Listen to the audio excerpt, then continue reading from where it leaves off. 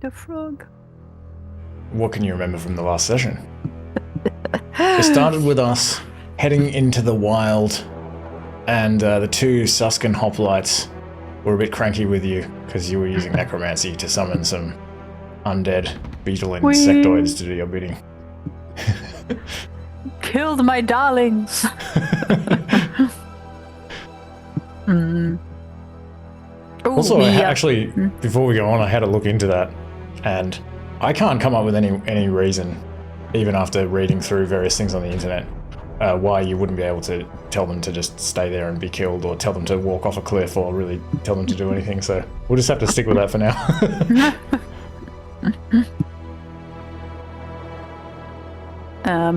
We went trying to find our way, and we went by the Grimbower. Through those fields. Through the Those gas. Yeah. With the vines and the funny flowers.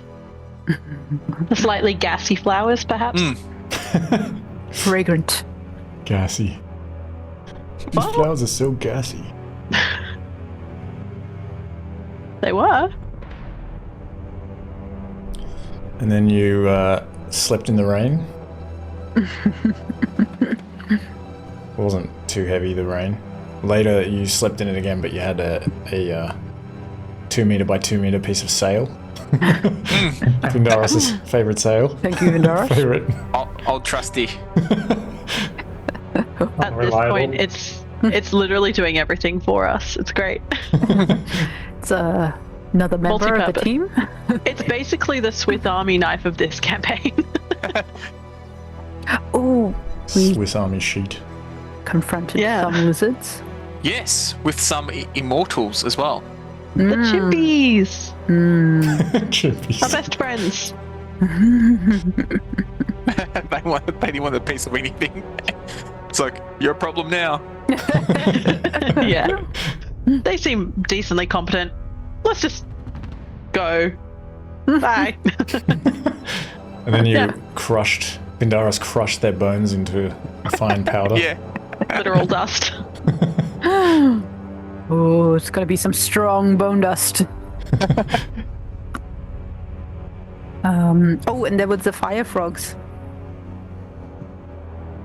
Spicy frogs. The most flavoursome. What'd you say? The most flavoursome. Oh, yeah.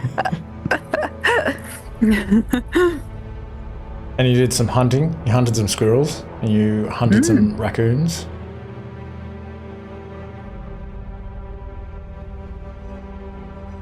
And it was mostly just walking. That was pretty much the rest of it. Yeah, mostly just trudging through this marine forest. And I want to give inspiration to Yao Mei and Vindaros for the roleplay conversation about overcoming anger and focusing on companionship and helping others. Well, thank you. I already have inspiration, so who doesn't have inspiration currently? You just gotta quickly use it on something. Quick, now. If the GM allows it, I will use it for one of my early rolls. No. I'm happy to donate. Unless you're doing a roll right now. Yeah, that's what I figured. Who doesn't have inspiration currently? I think Vindaros actually gave inspiration to Roti last time. So. Either an extra one. So, Twig, do you have? I don't think I have inspiration. Well, then have inspiration from at least one of us. Thank you. Thank you. All right. And so it is getting dark. It's the equivalent of about 7 p.m. And what's it like out here? It's still pretty clear. And it's pretty cold, given that it is the beginning of spring. It's only about 7 or 8 degrees at the moment. But it's still, there's no wind. It's quiet in the forest. And you can hear in the distance the sound of the waves from the Sea of Eternity. And you're in the Ghost Vale. You've travelled 8 hours today through the forest, leading this crowd of over 250 animal folk. And as you leave the fire-breathing, frog-infested swampy area behind, the landscape begins rising somewhat, and you notice it becomes a little bit more inconsistent, a bit more hilly. And people in the tribe behind you are sort of struggling to navigate slippery dips and slopes covered in mud and decaying leaves, and climbing around thick ferns and fallen trees and moss-covered rocks. And it's around this point that Twig's bat familiar Leaf He's dead. sends... No, Leaf is alive. You re-summoned Leaf. Oh, I resummoned him. Sorry. And you send him out along the coastline, and he pings you psychically. you get this psychic impression from him that well, you interpret it to mean pretty much that the Andavegur Delta is only a few kilometers to the west. What do you do? The Andavegur is close, but I feel like we might need to stop for the night. Yeah, I think we're a bit too tired to keep walking tonight. But yeah, definitely let's let the tribe know that we're not too far away. Good idea. Tomorrow we should come across it, and then hopefully not too far from that we can find Jefferson's homestead. Yeah, you can tell Farrick. He's like, I will let everyone know that I have led us here safely. Razi's like, you haven't led us here. I was doing the leading. I'll let them know the good news.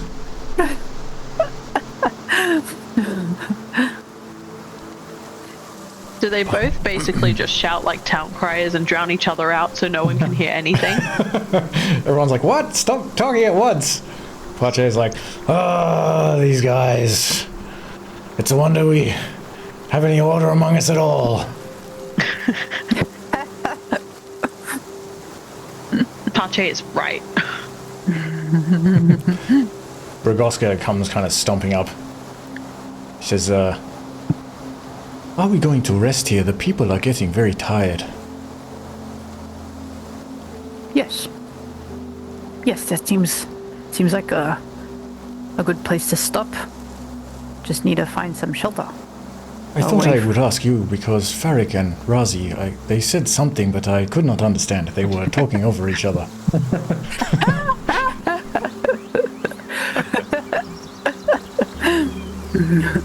Yes, we're not too far now, so it's best that we set up camp and gather our strength. Maybe you could spread the word. I will let people know in a reasonable, quiet manner. She says, she kind of lifts her trunk up and maybe gives Reddy's shell a pat with her trunk. Says, also, I just wanted to say that we are very grateful for your leadership and that you have taken us this far.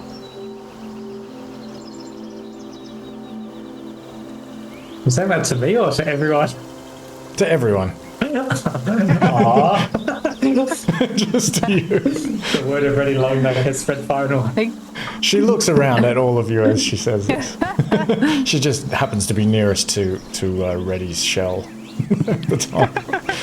She turns and walks back into this big crowd. Begins letting people know. And Razi and Farrick by now are not even telling anyone. They're just in some kind of argument.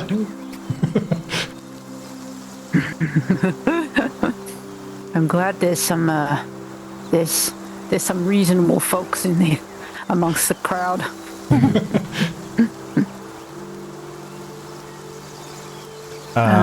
But yeah, let's do a long rest. Can I take a short break and actually use my second wind Yeah. to recover some hit points. I don't want to use my dice.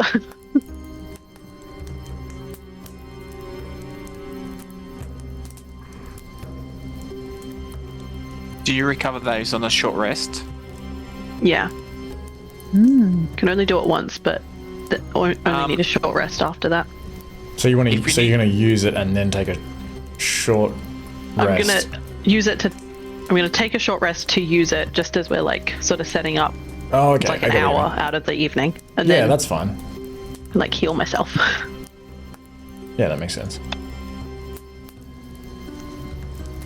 And many of these people are attempting to gather firewood to light fires. Once again, it's a little bit difficult. The forest is still pretty wet. I They couldn't spent some recall. time kind of searching around. Did we eat in the evening last, or in the morning? So if we need food and I think we ate in the morning. I'm trying to check my I don't notes. Hang on. I think because we found the water near the Grimbower. Oh yeah, we ate the frogs and we drank Frogs, the yeah. water. So we've eaten and drank Oh, yeah, today true. for sure. Yes. Oh yeah, because there was a creek running through that sort of lowland, yes, swampy area, Yeah. and yeah, you ate the spicy frogs. Frogs. Dogs. Cool. All right, and I've got default watches, Twig, Vindaros ready, Yao Mei.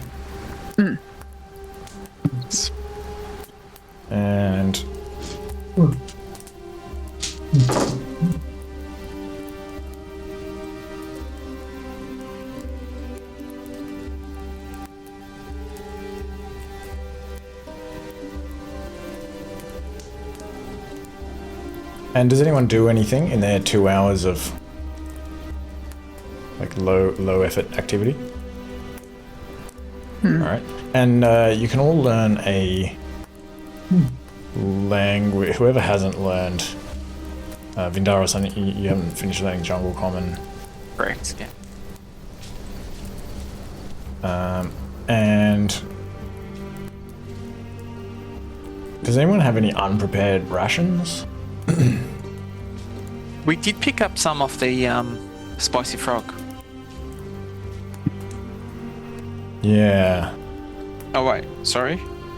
No, you they have were any- prepared rations. Perhaps some skunk cabbage and full licorice roots. Which I think are from... They're from the bog. They're Oh, from they're the from same today. day. Yeah. Yeah, so those, I think... Let me have a look at something.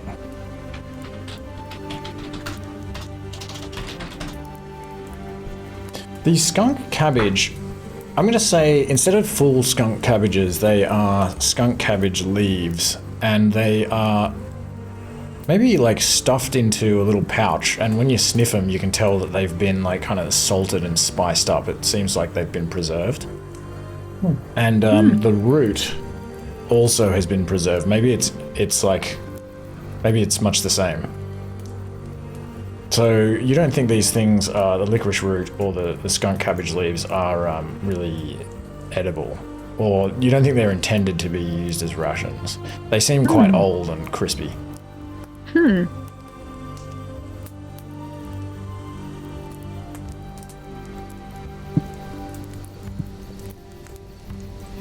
And did we pick anything up that we need to look at in terms of weight?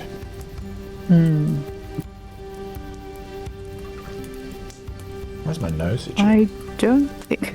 Someone talking about me? Or someone smelling me from a distance or something? Is that how it works? The skunk cabbage.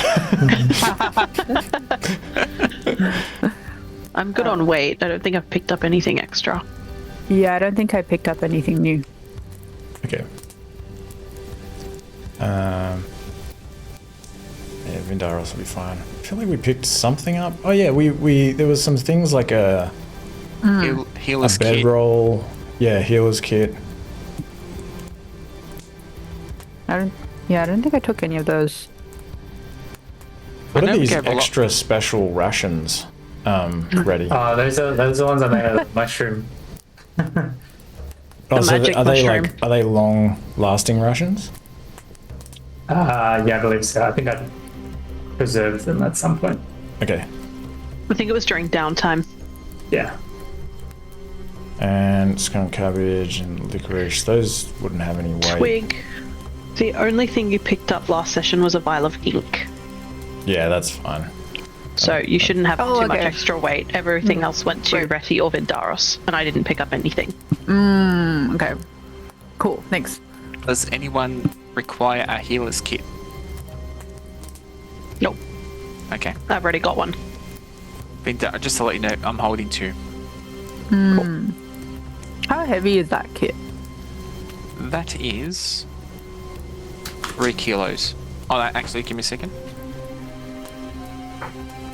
1.5 Each or each. Yeah, 1.5 each. oh, that's something. Yeah. I'm okay. Thank you. Nice. Well, you are able to otherwise sleep uninterrupted through the night. It doesn't start raining or anything like that. It does get, yeah, a little bit colder than it has been getting. But it's not too bad. Some of the animal folk are sort of huddling together. Some of them are yeah, kind of cuddling under various textiles and furs and things they've collected. You can, yeah, take a long rest and wake up the next morning as the sun is rising. And you can probably see, even if you're a little bit elevated, you're sort of looking out through some of these trees. Maybe you can see a little bit of the ocean in the distance. Especially in the early morning, some sunlight is kind of reflecting off it. Seems like quite a nice place. What say we set up camp here? I mean, set up a home here. We could, but if the ant people are close by, it sounds like they might be visiting at some point soon. We'd probably want the highest ground we can find. That's true. Got ants to crush. Exactly.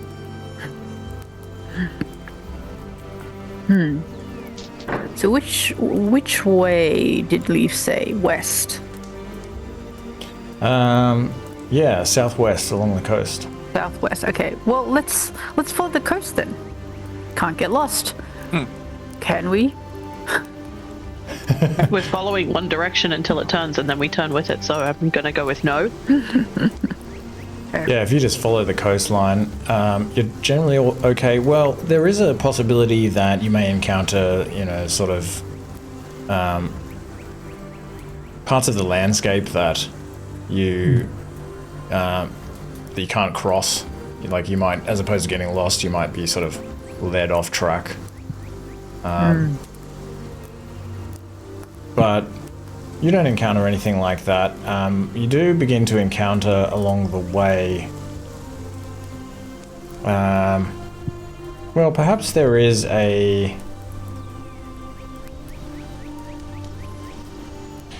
Yeah, as you're following the coastline, you walk past just this like large fallen tree. And it looks like it's freshly fallen. Just this huge, like a redwood or something like that. All these like plants and things around it have been crushed. And you can sort of look over to where its roots are, and you see actually that there is a little family of hedgehogs. Oh. Kind of like crawling out and around this little area behind the roots. You think they felled the tree? I think it's likely. It kind of looks like they're just sort of digging around in there, and they found like they're sort of using it as a bit of a soft patch, a little bit of shelter in there. Can we tell what has taken the tree down? Like lightning mark or? Give me a nature such. check.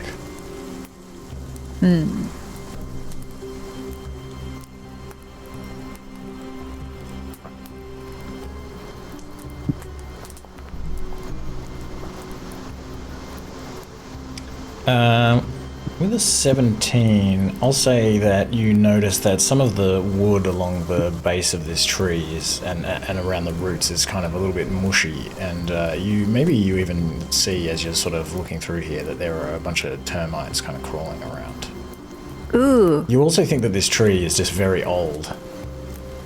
But it appears to be like a fair bit of rot kind of inside it, like maybe it was dead for quite some time before it fell. Scourge upon the land, ants and termites.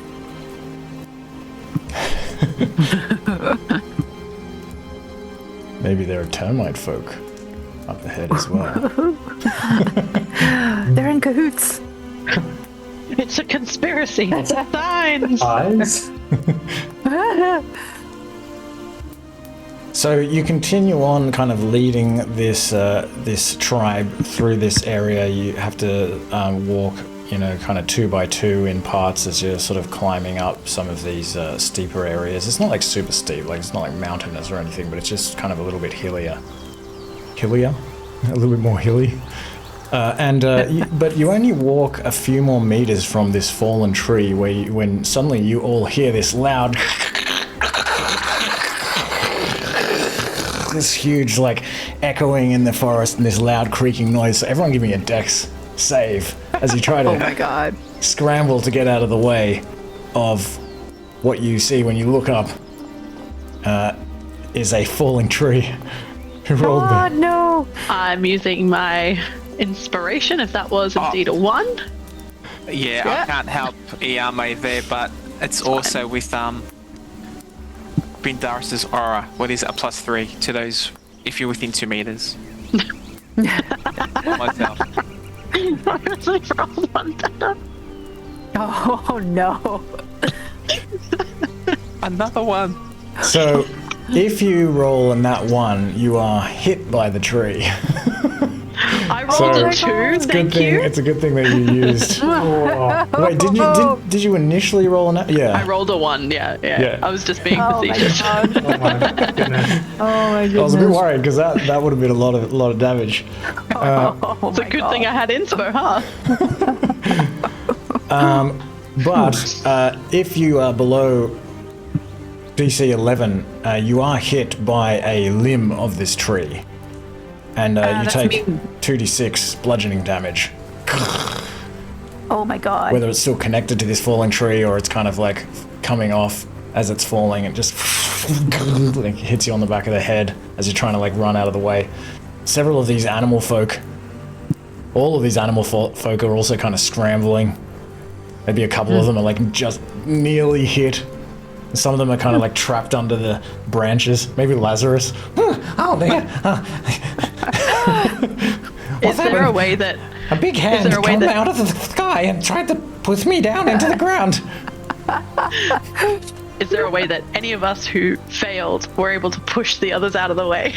To at least make it feel more worthwhile? You can sort of run into a couple of the others as you're like, yeah, you sacrifice yourself to like push some of them out of the way. Just like, whack! Lazarus is like, I guess I've spent so much time climbing trees. It never occurred to me that a tree might try to climb me.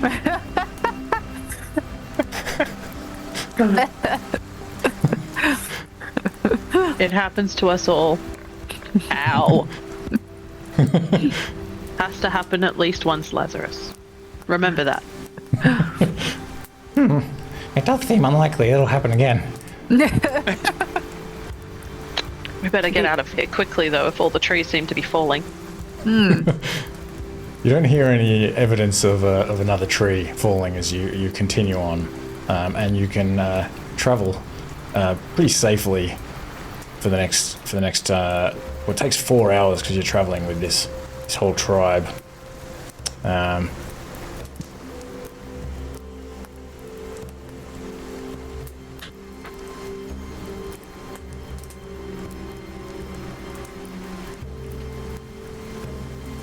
I just realized this campsite audio didn't stop playing.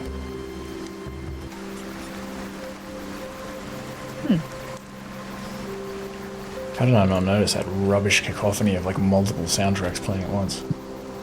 Oh, was that? Well, there was like the campsite I didn't soundtrack, realize. and then there was like the forest soundtrack. Oh. Get Kind blended of like well. added to the tension a little bit, maybe. Discordant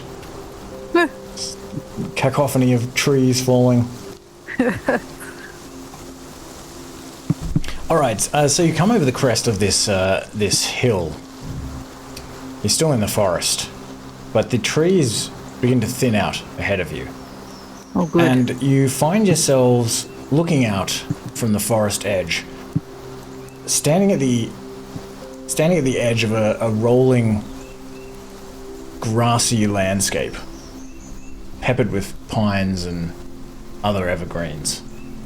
And you can look to the north, to the sea, and you see these hills kind of descend into this wide valley of lowland meadows. And those in turn give way to many kilometers of wetlands, broken up by meandering distributaries that lead out into the ocean.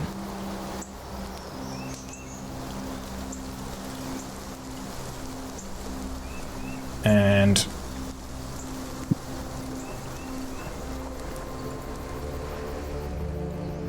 you can look into this area and you see actually like, this is obviously the delta. This is a big delta valley. And there's all of these kind of small, distributaries, just these creeks and streams running through here at different angles, splitting off and reconnecting with each other.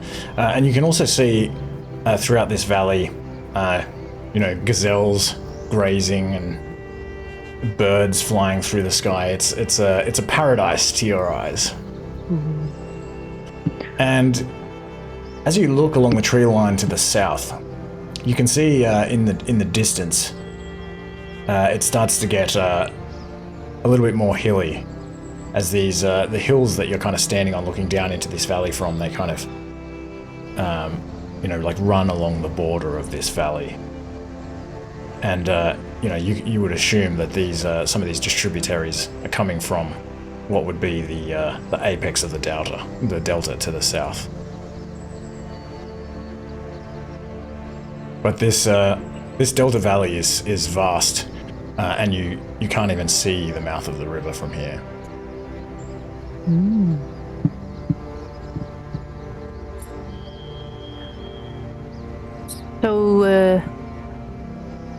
So we just need to follow this delta, Jefferson? Oh, yeah. Yeah, this is it. Oh, Only a few more kilometers inland, it's rather beautiful. and we'll find the hill. Should we think about, at some point, setting up the tribe so that we can continue on alone? Is that sort of where we're up to, Jefferson, in this trip? Or is there maybe another day or two before we need to do that? I don't know. I don't really see myself as a leader of tribes. I think I better leave that decision to you. But yeah, I mean, it'll probably take from here, maybe, well, I mean, if we go without the tribe, we could probably be there in a day. But otherwise, maybe another day and a half, or something like that. What do you think, guys? I mean, I don't want to lead them too close in case we're spotted. A group this large is recognizable immediately. That seems like a good idea. Does this place seem hospitable?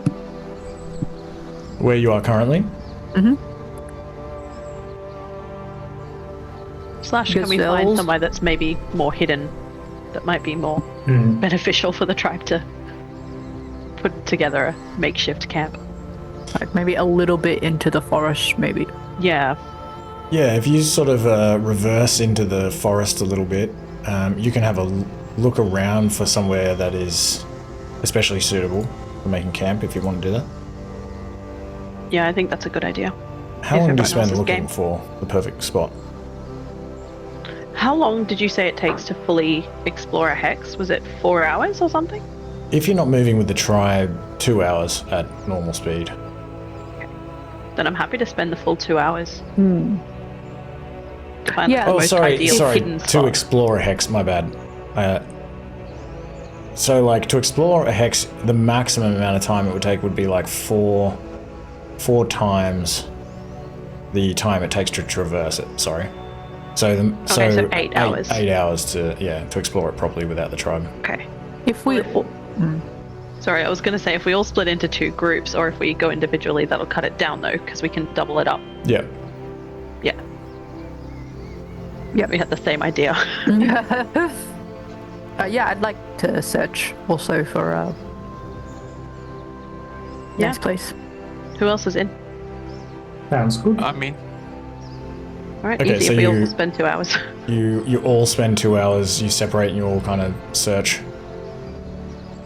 separately. maybe groups of 2. I would suggest. Yeah, happy to do that. So 4 hours per group, I'm assuming, if we're in pairs. In pairs, yeah. Mm-hmm. Yeah, in 4 hours,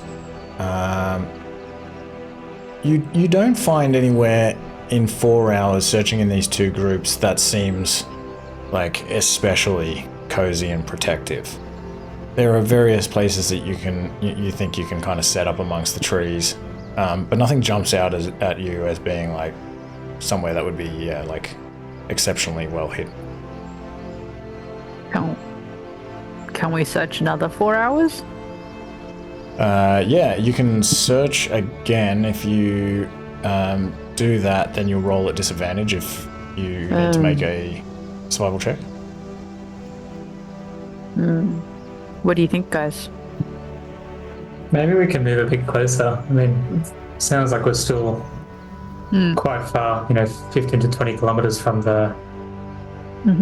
from Jefferson's home. It might be more favorable a bit closer. Maybe there'll be something further on, more hidden along the delta. Yeah, that's fine. I'm happy with that. Sorry about that, guys. My internet dropped. I'm back. That's all right. Okay, so it is just after midday, and it's warming up a little bit, and it's there's a pretty strong breeze sort of blowing into the forest, coming up through this valley, and you can begin heading to the south. And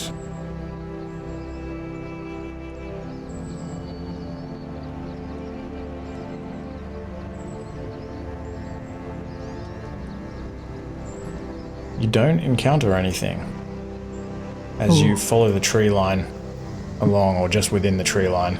You can see one of these distributaries kind of running along nearby, down lower in the valley, so there's no chance of getting lost or anything like that. And it's now kind of late afternoon, sometime before dusk.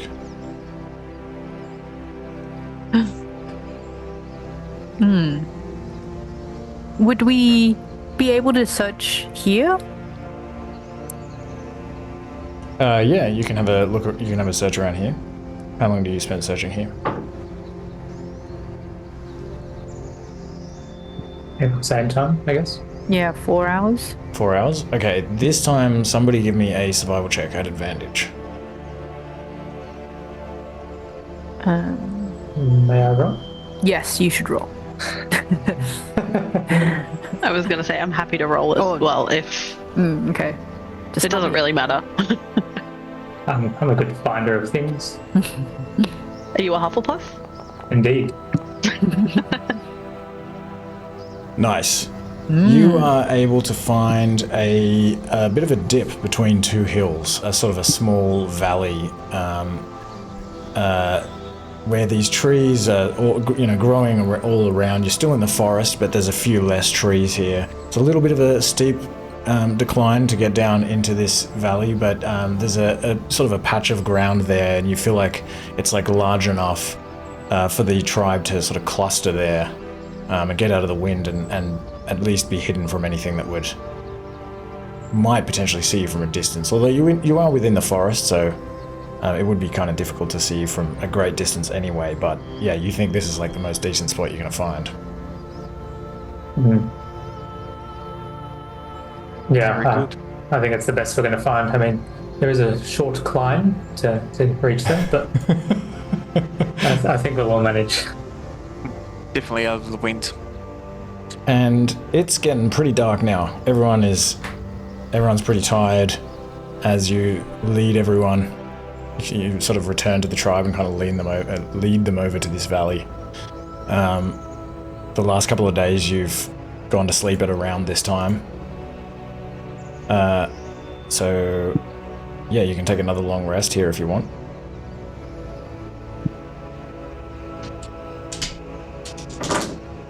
And I'll just see if anything happens in the night.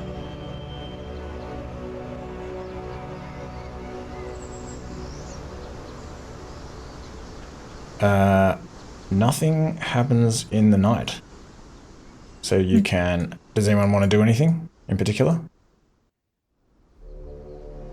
No. Alright.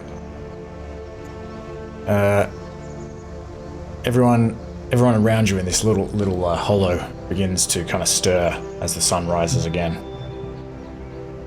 And you can hear the sounds of birds kind of calling out, flying across the Delta Valley, and even the sound of running water from where you are. And some of these tribesfolk sort of climb up onto the hill and like look out over this delta in wonder, sort of whisper among themselves excitedly.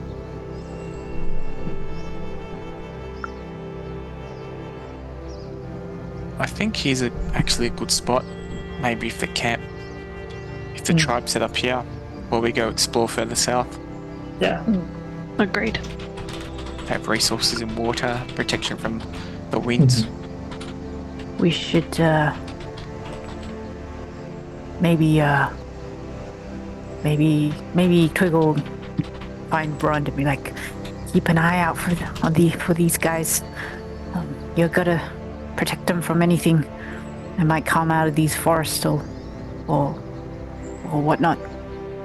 Sort of waking up when you find him, rubbing his eyes and shaking his big mane. Oh, he kind of stands up, lifts up this spear. Wait, does he have a spear, or did somebody give him a sword or something? I mean, Darius gave him something. I can't remember. Oh yeah, he's got this big bronze halberd. Oh, He like yes. picks this up, kind of uses it to like lever himself up. He's like, whoa. not to worry, I will protect these folk. Yeah. He like turns to like Carly, who was like sleeping next to him under the same fur. Says, Carly, time to wake up. She's like, 5 more minutes. Understandable. She can have 5 minutes. It's okay.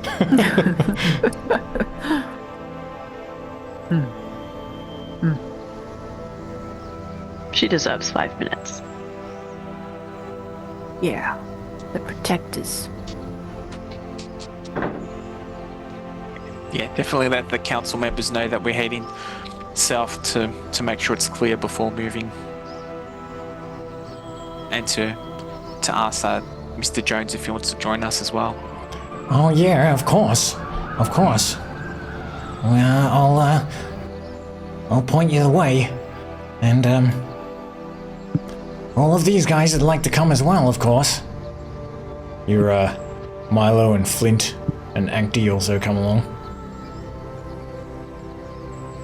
preparing their weapons, their daggers and their bows.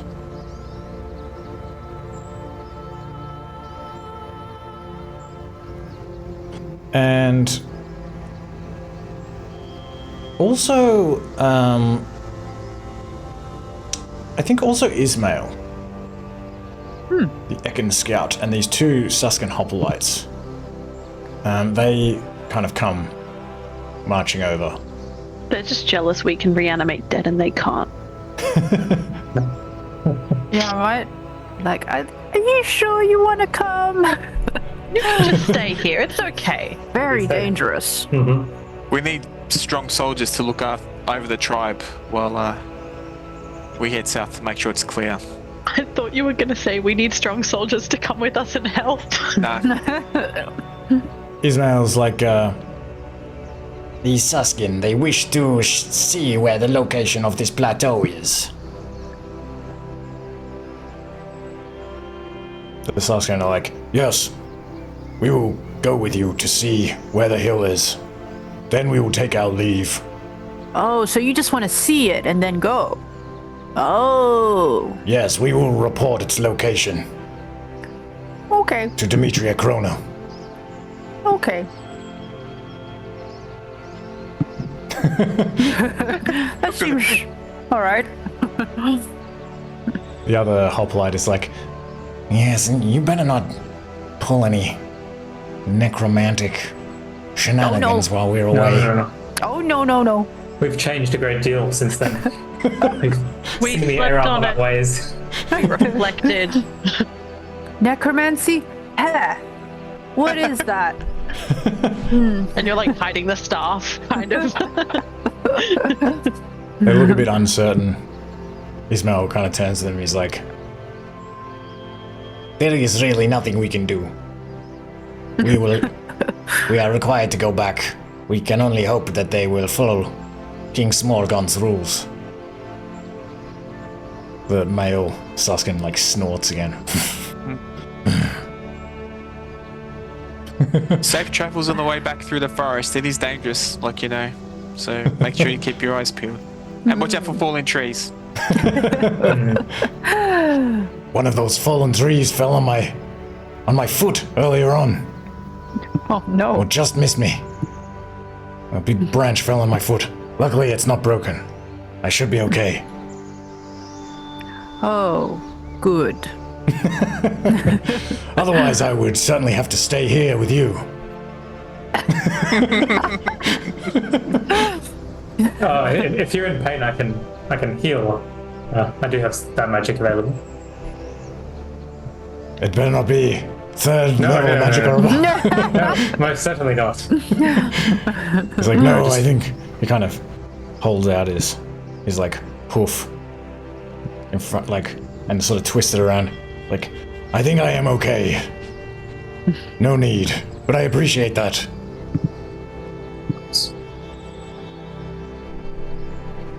Okay. Should we have something to eat and drink before we head off, or should we save it for this evening? Sounds like a good idea. Yeah, that's a good idea. Yeah. Oh, can I roll my ring of palm flowers? Yes. Okay. What'd you get? I kind of can't find. Oh, here it is. I can persuade someone. Oh, damn it.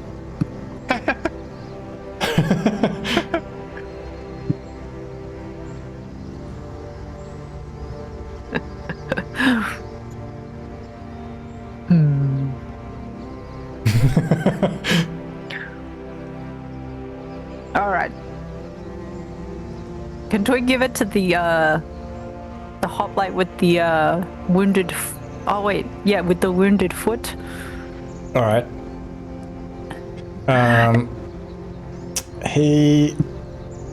Yeah, if you just kind of hold it out to him, he just takes it like almost reflexively, like, what? Why you give me this? Help you feel better. If you take a sniff, hopefully it'll relieve some pain. He doesn't have to sniff it. Oh, yeah, sorry. Oh. He just has to accept it from you. Oh, good. He's Oh, like, well. I am a pig of war. I can't offer such things. He like throws it to the ground. But every warrior must have a place of rest and relaxation. And isn't this camp so lovely? Aren't these trees and these little birds singing? Aren't they picturesque? Wouldn't you want to just stay here and not have to go anywhere? And we'll tell you where the plateau is. Don't worry. Daros picks up a flower and puts it in his ear as well. Suskin sort of looks around, glances over at Vindaros with a flower in his ear. Looks back at you, I'm so Twig. relaxed. Twig, give me a persuasion check with advantage.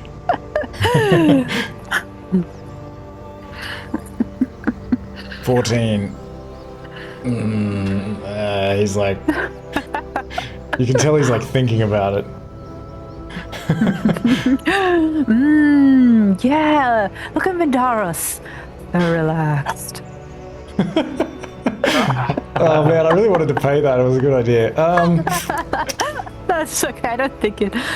I was thinking like I was thinking 16 in my head because I was like, they're not gonna want to do this. Oh, yeah. He's like hesitating. He says like to the other Suskin, he's like, maybe we should just stay here. She's like, don't be silly. You just said a moment ago that your hoof is fine. You're so lazy. Dimitri Krona will hear of this. Oh, all right, fine, I'm coming. Don't say anything. Snitch.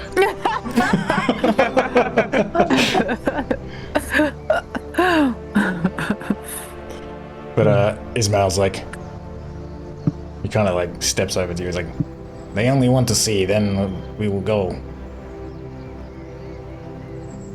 Very good. Very good.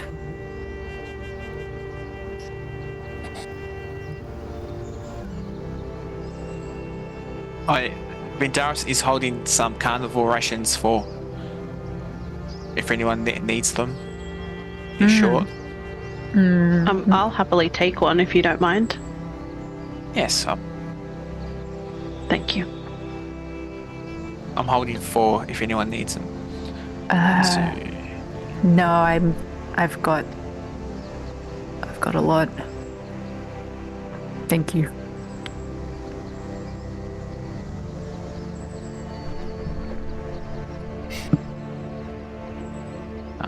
I'll have my rations.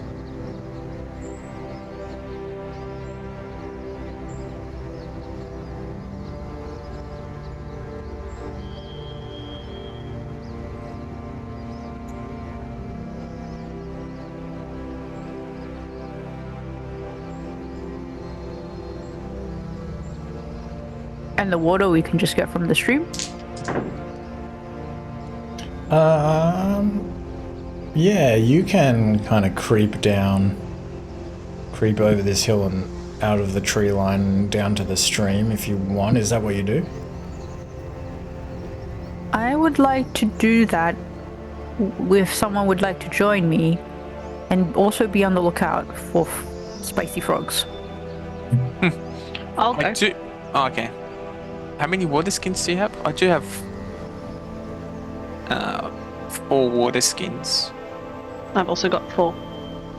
I'm happy to take everyone's water skins and kind of, if we want to drink them, then I'm happy to go fill them up. Yeah. Bless you. And what did you say you were doing when you go down to this stream? Keeping an eye out for more spogs. Okay. Give me a perception check.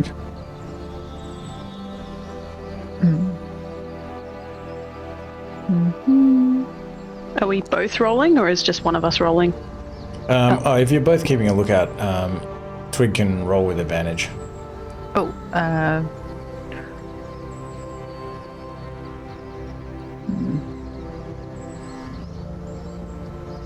I'll roll it again.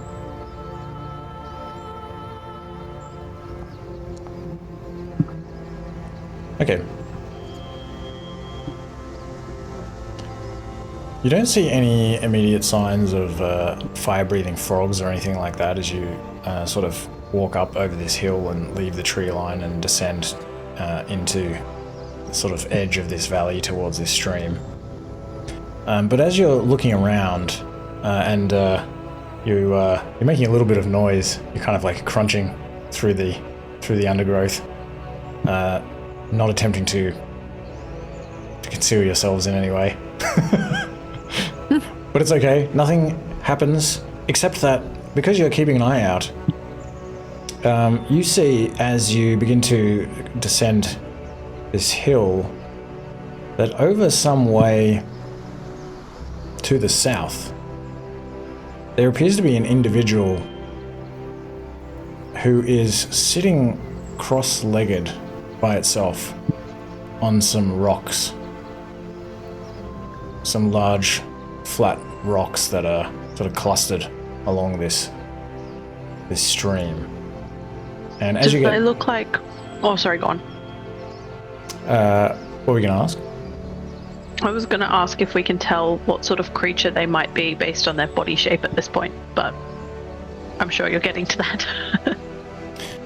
Yeah, you can see, and this creature is like facing the other way, that this looks like a Minotaur. You can see these big horns, brown fur, pretty large individual, dressed in like a simple brown robe. It's just like sitting there cross-legged on this rock, looking out over this stream, with its back to you.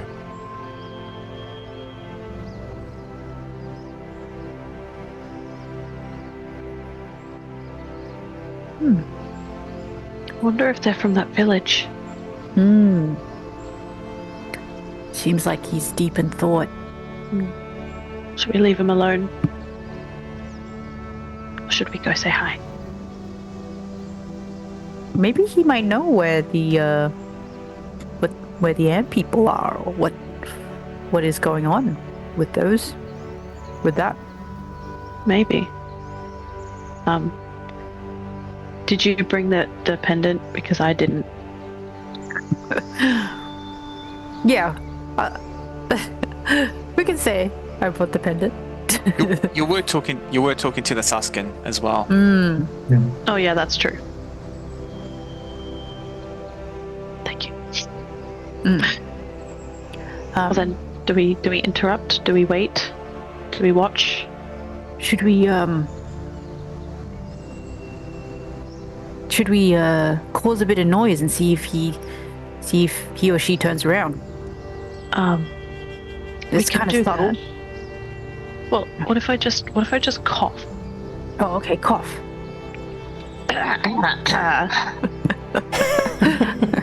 Your cough As we're like rings sort out of approaching. across the rocks, across this stream, but the Minotaur remains motionless, does not turn around. Okay, that didn't work. Do you want to just go a little closer and then say hello? Okay. I'll go with you. I'm not just sending you out. We'll go together. Do you think he's dead? I don't know. I'm kind of concerned. Okay. We'll go up closer and almost close enough to touch. I'll cough again. I'm not very good at lying.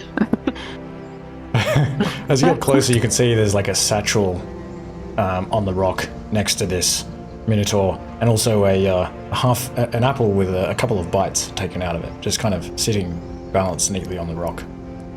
And as you cough this time, the Minotaur begins to stir, and he sort of turns around slightly, kind of puts his hand over it, looks over his shoulder at you, opens his eyes. And he opens his mouth to speak. He's like, oh, hello. Hello, sir. Sorry to interrupt your peaceful morning. We were just getting some water.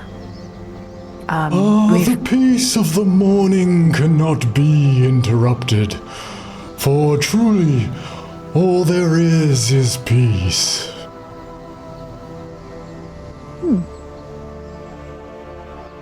That's a very very nice. It's a very nice worldview. There is no worldview, only what appears to be reality. Whoa. Do you understand this? What? Oh. He said that there's only reality. Oh. As opposed to what? I don't know. Okay. That's weird. Maybe we should just... kind of wise, though. He does have a very nice cadence. I could listen to him talk all day. Maybe we just ask him about the ant folk? Yeah. Okay. Yeah, it's very nice reality business you got going on. But we're just traveling in the area. We're new to the area.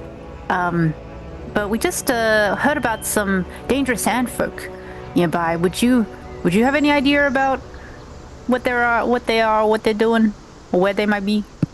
Ah, yes. There is a memory of ant folk. Yeah. When? Recently? He kind of furrows his brow, looks down into his lap for a moment. The memory is all there is. Time is, after all, an illusion. Twig's eyes bug out even more than they already are. They're like, hey, don't, what? He says time's an illusion. Well, I guess. Everything's an illusion. I mean, we all just make shit up. What? I mean, how do you know anything? I know things. It's because someone tells you those things. So how do we know if it's real? Because I wrote it down in my spell book. Yao Mei just sits down on the floor and he's just he's got a 1,000-yard stare while he's trying to figure out what is going on in his life. Which of you has the pendant, sorry? Twig. I do. Okay. That's very interesting, Mr. I'm Twig. What's your name? Twig. No. Oh, and this is Yao Mei. Here. Oh, hi. It is Mumukshudva. That is the word you may say. Mumuk. Nice to meet you. But would you not say that the meeting has already taken place? Or rather, that all there is the meeting? Not even a meeting, in fact, for that would require two, and there is only one. You speak in riddles, sir. There are no riddles here. Okay. Only the pure ground of being. Grounds. Beings. I get that.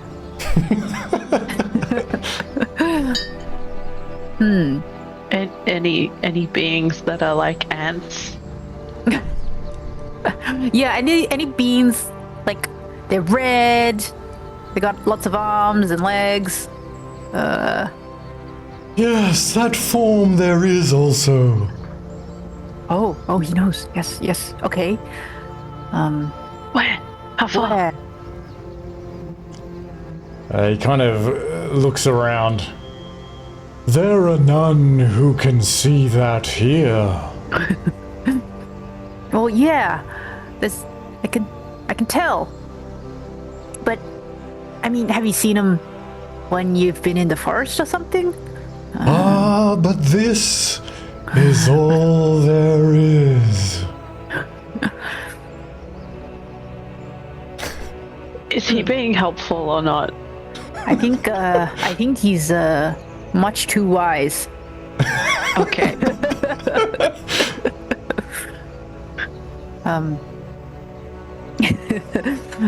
Think, thank you, Mr. Mumuk. And We'll have to come back and hear this guy speak again. I don't know what he's saying, but it sounds so good. I don't know if I can handle it. Well, my life is better now. Is it better? I don't know. It's different. He's like, there appears to be strain there, and worry. He like motions over to the stream. When there is thirst, there is drinking. When there is tiredness, resting.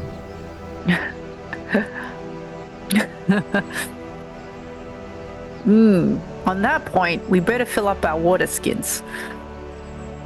I'm thirsty. Thank I you. think we should be drinking. Thank you. And Twinkle like back away while sort of bowing. Yeah, I mean, we'll kind of look and be like, He nods.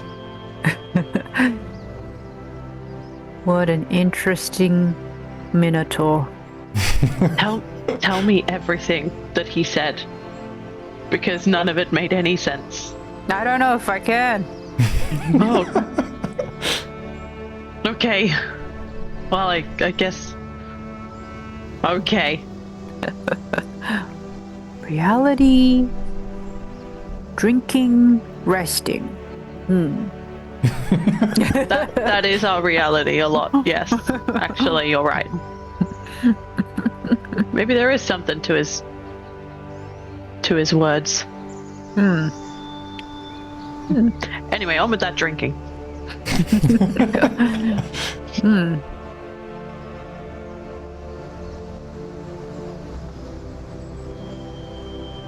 Guess we'll fill up our water skins and head back and maybe tell the others about it. Yeah, explain about the weird guy by the water. We didn't see any spogs at all. We didn't have to worry about them. That's good. That's nice at least. We can warn them. He just turns back to the stream as you leave and sort of resumes his meditations. As far as you know, he's still there. I think he's always there, and simultaneously he's never there.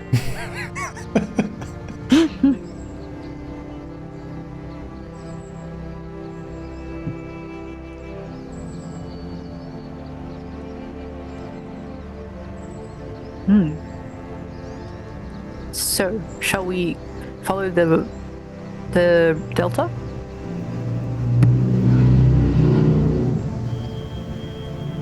All right, and so everyone's eaten and drunken for the day. All right. Just let me do mage armor. Wait, what took you so long at the river? Did you come across some of those spicy frogs? No spicy frogs, but a very calm Minotaur Huh. with some very strange ideas. So strange. Something about reality. But this is not the only reality? I don't know. It was a lot to digest in the morning. Yeah. Sounds like he's He's been eating some of those special rations that Reddy's been preparing. Could be, but you know what? He sounded so nice. Interesting. Like, I was saying this to Twig. We could honestly just bring him along and have him just speak. Don't have to know what he says, but it sounds great. Did you catch his name? Mumuk. Mumuk. I think. Mumuk Shutva. Shutva. Mumuk Shutva. Mumuk for short.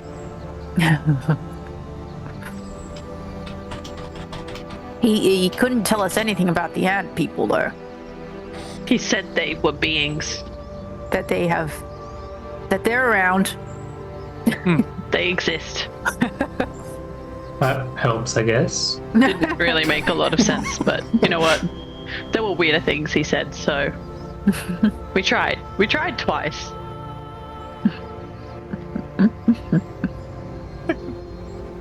Well, at least it sounds like he's seen them, so we must be on the right track. Yes. Yes. That's what I took from that. I mean, I couldn't really understand him. I think that's the way Twig explained it to me.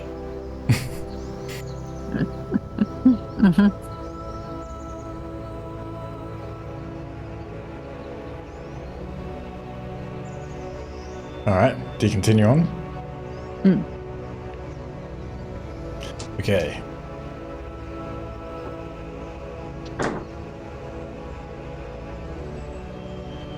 So...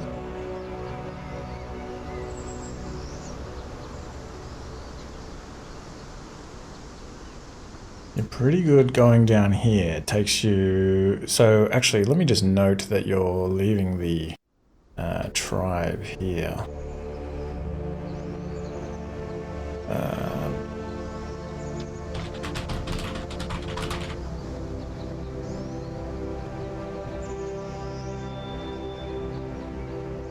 Alright, and it takes you... So just 2 hours traveling through the edge of this forest.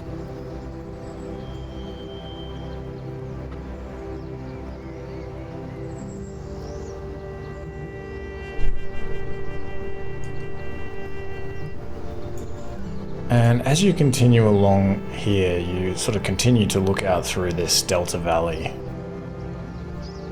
And you look to the north and to the south, and you begin to see ahead of you to the south, at the source of these distributaries, that you appear to be reaching what looks like the apex of the delta. Many of the distributaries are sort of joining together. You can see all of these hills. You think the Andavegur River must be sort of undulating through these hills. Although you can't quite see the river itself yet, it's still probably hidden among the hills. And again, these hills aren't like super tall. It's not like mountains or anything like that. Just compared to most of the landscape that you've seen in Ascent so far, it's definitely a little bit more elevated. As you get closer, you make out the rolling hills lining the Delta Valley end in this moderately steep area along the stream. It sort of rises up, and you end up with these like escarpments kind of leading down into these streams on either side. You can see the other side kind of far in the distance. And these escarpments, it looks to you, from what you can see, they're not like super steep. They're pretty steep, but they would still be traversable. It's kind of hard for you to see from where you are, but you can see them, sort of running along the river, and they kind of rise up from the ground as you're sort of following this river along and trying to like look towards the source of the river. And you can also see beyond, maybe about like a kilometer away, further to the west, that there are more forested hills on the other side of this area. So you think that the river up here is approximately a kilometer wide. which makes sense. I think Jefferson would have told you that as well.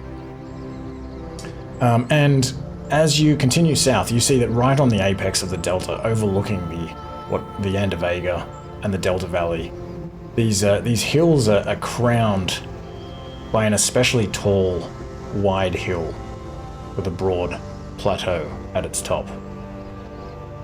And as soon as you see this, it immediately strikes you as a perfect defensive location for a settlement. There's a good view of the surrounding hills, safety from the flooding and erosion of the river and the delta, and it's obvious to you why Jefferson's people wanted to settle here, and probably also why the Antfolk, the Ant people, wanted to take it from them. And Jefferson grows very excited. All of the Mousefolk grow very excited. Jefferson's like, "Oh, look there. See? The river provides drinking water and irrigation. There's plenty of fish. And the hills are high in clay, and there are muddy areas along the river where clay can be harvested for bricks and pottery. And there are ample grasslands and meadows for grazing animals. And then the delta itself is full of silty, loamy soil, making it perfect for farming. And we even found good stone deposits in the hills, which could be used for construction. And as you see around here, the trees are quite sparse on and around the plateau, so there's a lot of space. Perfect for a big settlement and plenty of room to grow. And it's a bit of a climb to get up as well, so it's defensible. And also not so steep as to make it difficult to move from the hill into the valley. And of course the Ghost Vale forest is surrounding this whole area. So there's plenty of timber and game, and of course it provides this natural barrier. It's perfect. Can you see it? We could all settle here. It's beautiful. It's very rich lands. What are you saying, Twig? Oh. Loamy soils.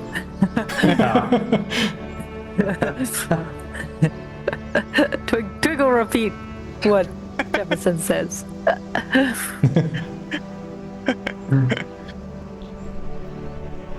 maybe Ismail and the hoplites, the two Suscan hoplites at this point as well, they can see Jefferson and the other Mousefolk getting excited, and they can tell that this hill, this sort of larger hill with the plateau, is obviously your destination. Ismail says to you, Twig, I take it this is the place. That's the one. Isn't she beautiful? It is a very nice place. I think I would prefer to be here than in the castle even. Only it is a very long way from controlled Suscan lands. and he kind of like looks out across the river. Very close to Ulven territory, you know. The Ulven just across the river. Yes, that is right. It used to be that they ruled the lands past Fort Erymanthias to the south, across the river, but King Smorgon and Prince Hognar and their armies, they fought them back across the Andavegur River and took Fort Erymanthias for themselves.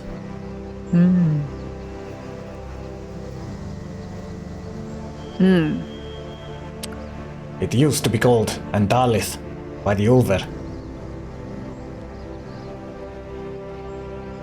Do you think they'd come across the Andavegur? Who can say? They are sneaky, evil.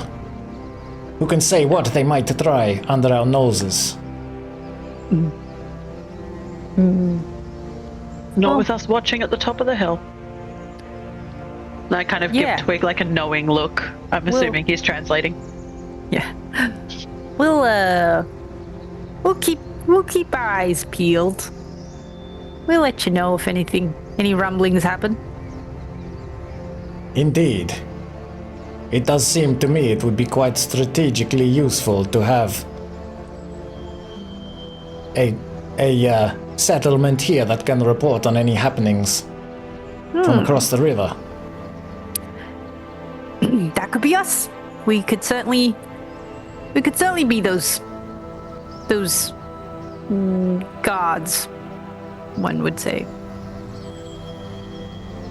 He kind of a wind blows up the valley and he kind of like ruffles his quills. Rustles his quills. Well, perhaps we will be going now or soon. What will you do next? You will try to find these ant people. Yes. We will clear this plateau of ants. It will be a good job if you can achieve it. Good luck to you. Good luck to all of you. It says good luck, guys. Thank you. And no necromancy. Oh yeah, no necromancy. No. No. All right, we will take our leave. Farewell. May we see you again. The three of them begin sort of heading back north along the stream, presumably to the encampment, from where they will head to the east. I say You got very. any bones left, Twig? as soon as they disappear. I'm also shouting very friendly sounding words in canine, but I'm actually just insulting them as they go. Like instead of being like, farewell, goodbye, I'm saying, go away, fuck you, can't wait to never hear from you again. Please, never visit. The female, Forget you ever came here. the female pig folk kind of turns and like sort of bares her teeth a little bit, like just a bit of a smile, and like waves to you awkwardly. Like, she's kind of like a little bit like unclear why you're being so friendly all of a sudden. She's like, oh.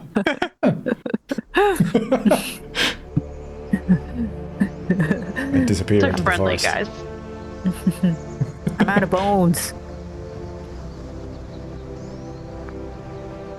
Quick. Let's get Leaf up in the air and do some reconnaissance. Oh yeah. Yeah. I'm just... No, sorry, go on. Just I didn't realize I wasn't on mute. Oh. No. Send out Leaf and see if there's any signs of ant people. Yeah, and maybe if we can find a place out of sight. I'm not sure what the coverage is like at the moment, but stay within the tree line. Yeah. I'd expect they're probably underground, digging little holes, so Leaf flying overhead would probably help a lot. Yes, so you don't have to look around for very long. Are you looking through Leaf's eyes? Oh, it's only 20 meters, isn't it? 20 meters, yeah.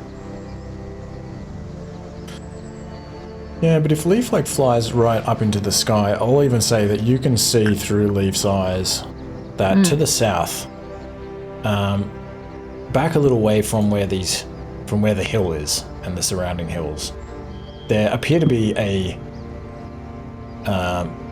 you see some movement, something glistening in the sun as well, just along the tree line. And it looks like there's a group of individuals there, silhouettes. It's really hard to see, but you can send Leaf further where you can no longer see through his eyes. And Leaf will fly further down to the south towards this whatever this movement is. And you immediately get back this strong feeling of concern and mixed with the excitement that goes along with identification.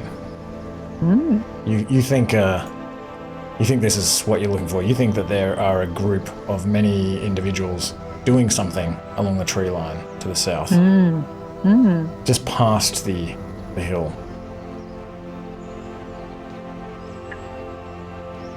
And if Leaf continues to fly around, you get this sense again that there are various individuals sort of roaming about these parts to the south, doing various things. They seem to be on the south side of the hill. Is it? No, so the hill is approximately 5 kilometers from where you are currently. So it's in the hex to the south, and so all around there's activity near the tree line, activity in the hills. Okay. And you think even activity down near the river. They're crawling all over the place. In front of us, do we notice a fairly steep incline to get to the top of the hill? Where you are, so it's pretty hilly, and it becomes a little bit higher in elevation, but it's not steep. The hill itself is like about 5 kilometers to the south, and it's taller than all of the surrounding hills by a fair bit, but you're not there yet. And can we see if we've got coverage from the forest towards that hill, or does it open up into a plain before you reach the hill? It opens up. So the hill, there are some trees scattered around in the hills, but it's not the forest anymore. May I borrow the pendant quickly? I'll take it and put it on and sort of turn to the mouse folk that have come with us and just ask, do you know if the ant folk are more active at night or during the day? They kind of look to each other, and I don't want to roleplay your mousefolk. Who specifically is being asked? I'm directing it at Jefferson, being the main sort of contact that we've had this whole time. They all tell you, sort of interrupting each other and kind of talking amongst themselves and thinking about the situation, but yeah, they couldn't really tell you. Well, let me see. They sent a scouting party back to sort of observe the hill after they fled the area to see if they could learn a little bit about it, which is how that they know there's maybe some entrances that are dug into the hill. And so they would have seen some things.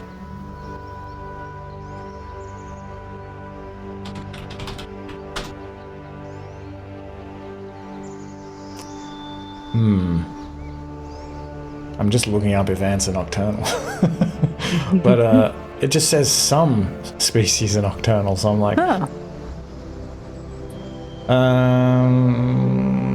Yeah, well, I've definitely seen ants roaming around during the day in my own life, so I'll just say that they can't be certain, but they think there's more activity during the day.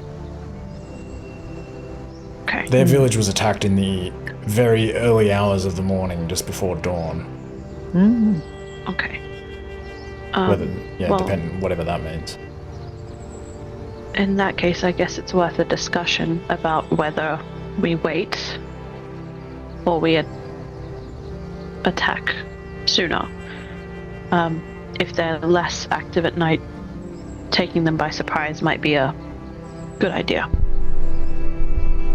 How are we with being able to see at night? Well, I can't. And I don't know about the mouse folk. Maybe you can ask them as well. They might struggle. But it doesn't have to be the dead of night. It could be early morning, when it's starting to just slightly lighten up. We'd have enough low light, I think, to see. And I have a fire sword, but we activate that as we get up there, you know?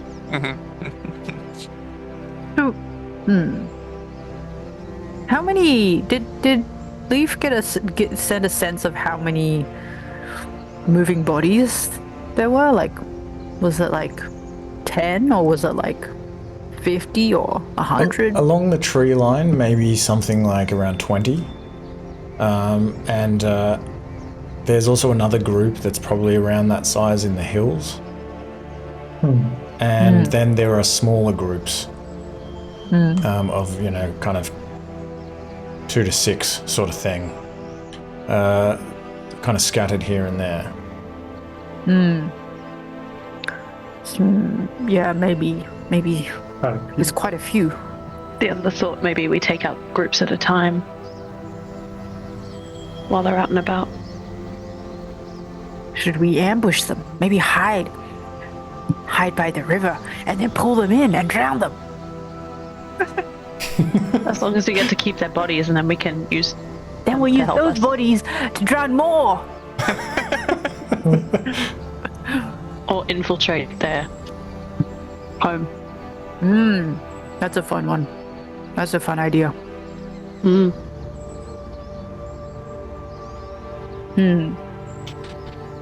And Yao Mei, can you ask them, or Jefferson, if they know where these entrances are to the hideouts, the ones that they found? I turn and I ask Jefferson where the entrances might be. Jefferson says, From what we could tell, there's one on this side of the hill, kind of facing the forest. And we also saw some movement on the top of the hill, where our little village was, where it was going to be anyway. And we've also seen them coming from somewhere else on the hill, so we think maybe at least 3, we think. Hard to be sure. Of course, thank you.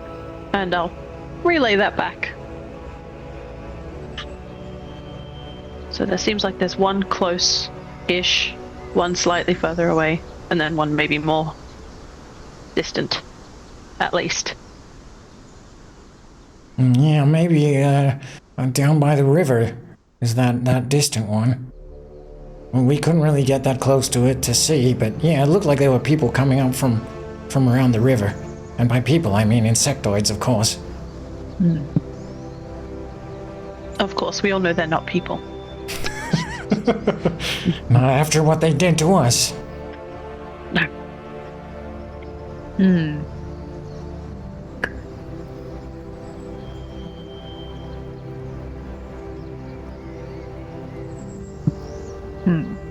We think, I mean, we could take a few of them out now if we wanted to.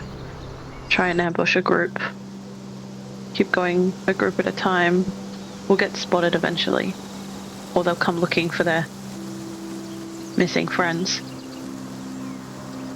So we'd have to be quick. But do we want some time to plan, or do we want to just go for it? If we want to plan, we probably want to hide a bit more.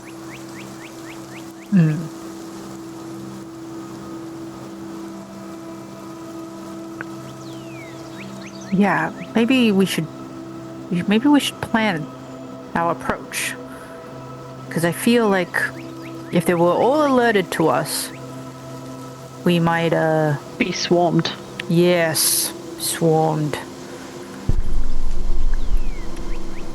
I think we're better off taking out smaller groups at a time. Potentially, there'll be some of the stronger fighting ants among them as protection.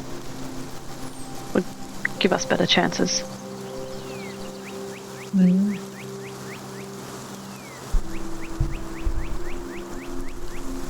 So,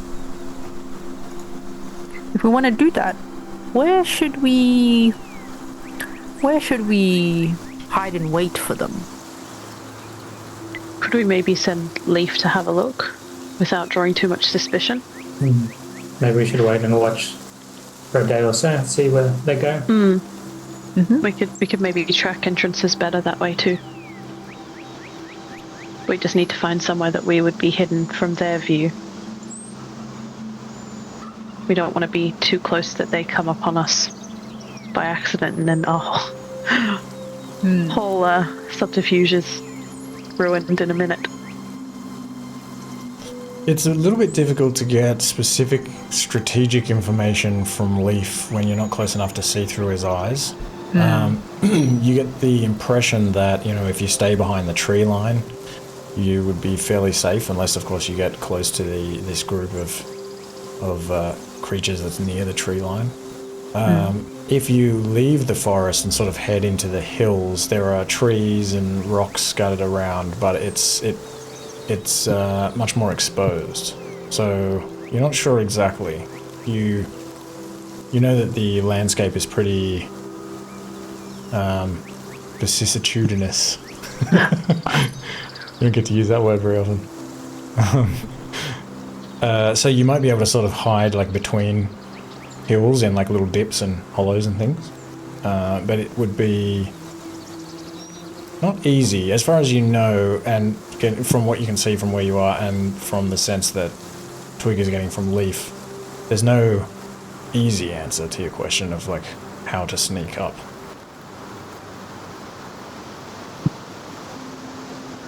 How far away would the first group be? The one that's on the forest line to us? A few kilometers to the south. Okay, so we're not within like sight distance of them yet or anything. No, you could move like, you know,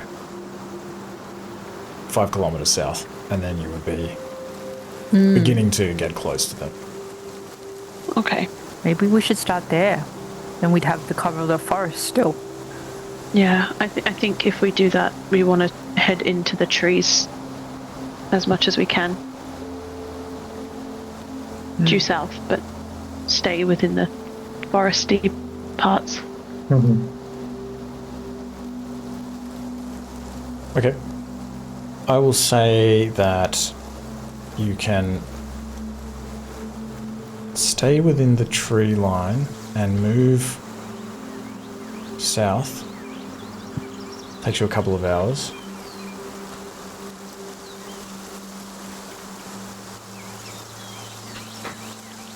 And it's just sometime before midday as you come down here. And if you're trying to move quietly as you approach and so as not to be seen, give me a stealth check. Oh, yes. Right, cautiously.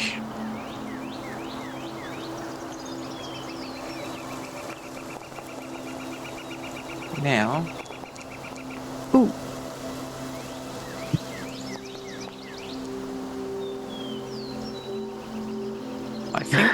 I think my armor is going to cause me disadvantage. I'm just trying to remember what I'm wearing. Oh, yeah. Half plate. Yeah, I should have rolled a disadvantage for that too, but I rolled a 3. Gonna roll again, but don't know if it's gonna get worse. Probably the 3. Nope. Some amazing rolls today. The dice just love me. What can I say? Too busy thinking of strategy or something. Oh no. A little bit better. Comedy of errors. It's a lot of noisy sticks on the ground. I walk and my armor goes ching ching ching ching ching. I don't stop making noise. I don't know why I try and be sneaky. You seem to be making quite a lot of noise. And as you sort of near this area, you hear shouts and calls in response, potentially in response. You're not sure. Coming from some way further south. Just along. You think where the tree line is. They sound kind of urgent, but also alien. So you can't understand what they're saying. If I focus on the voices, I'm wearing the pendant. Does that help? No, or does you have to be able do to I have see to be them. looking at them? Yeah, okay. Yeah. Guys, I think we should hide. Yeah. Can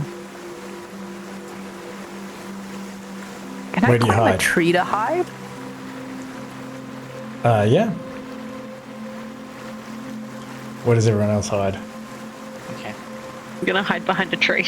Already, he just like looks sideways, jumps behind a tree, and like ducks into his shell. Ignore the backpack. Just a shell with a backpack. Nothing to see here. Everyone give me a d20. Just a flat d20 roll.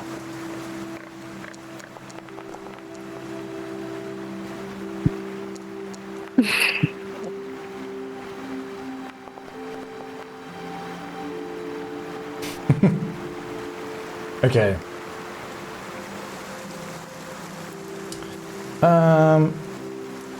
Twig. Yes. As you run over to a nearby tree, ready to scamper up it, you trip on something. Ah. You look down just too late to notice that there is some kind of thin plant-based wire that has been like extended between two trees. And as you trip over this, you kind of nearly like fall over, and you see you kind of hear this like rustling sound and a slight whistling sound. You think something is falling upon you from above. No, not another tree! Give me a dex save. Okay. Dex save. Oh. Yeah, Okay. I was going to say, if you're within 2 meters of Vidaris, it's a +3 to that. Ooh. That's my aura. Am I within 2 how meters? How far? 2 meters? 2 meters. How did you guys visualize it? Do you feel like you're 2 meters away from him? Well, I guess because I was running towards a tree. I don't know. I was visualizing, you know, when you're playing hide and seek, but you're the last guy and you don't know where to hide in Vidaris. Like, I need to get there. I need to. Like, he's the biggest guy. He's trying to find. Okay. In that case, the DC was 16, so... Oh! So, Twig, you see 3, clay, pots, basically, fall out of the tree that you're about to climb up as you, trip over this tripwire. How do you dodge out of the way of these things as they come plummeting down towards you? I face plant and skid on the ground and because of that I don't know, I managed to miss all these pots. I like that because it's not actually due to your dexterity, but due to some sort of holy force, i.e. Vindaris' presence. Yeah, Vindaris. that you were saved. It pushed me on the ground. And It's like a magnet repelling you. All right, you kind of slide through the ground as these pots just shatter on the ground just where you were. And this gas begins kind of rising in this big cloud out of these pots. You'll have to scramble away a little bit further to kind of get out of the way of this cloud. You can do that pretty easily. Maybe... Yeah, Vindaris, you also see this cloud. You're kind of what do you do? He's trying to look for a place to hide, but this tree's too small. It's really narrow, and he's mastodon hiding behind this small thing. He's trying to crouch behind this bush, but it's way too there's not enough leaves behind it.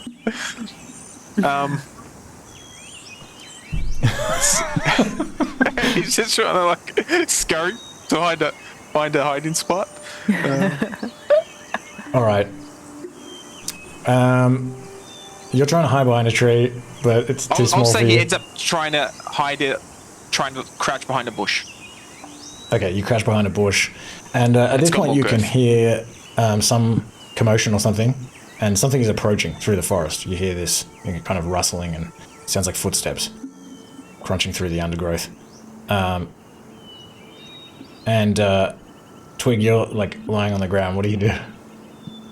Can I scramble quickly to I don't know, try and hide in the undergrowth? Try to be as flat as I can. under a bush. Yeah, you can like try to crawl into a bush as well. All right, everyone, give me a stealth check. Yeah, just a flat stealth check. I was going to give Vindaris disadvantage if he was just hiding behind a thin tree, but if you're going to jump behind a bush, Vindaris you're and I dead. I still have need disadvantage anyway, don't we? yeah, Oh yeah, that's true. bits of armor. So Yeah.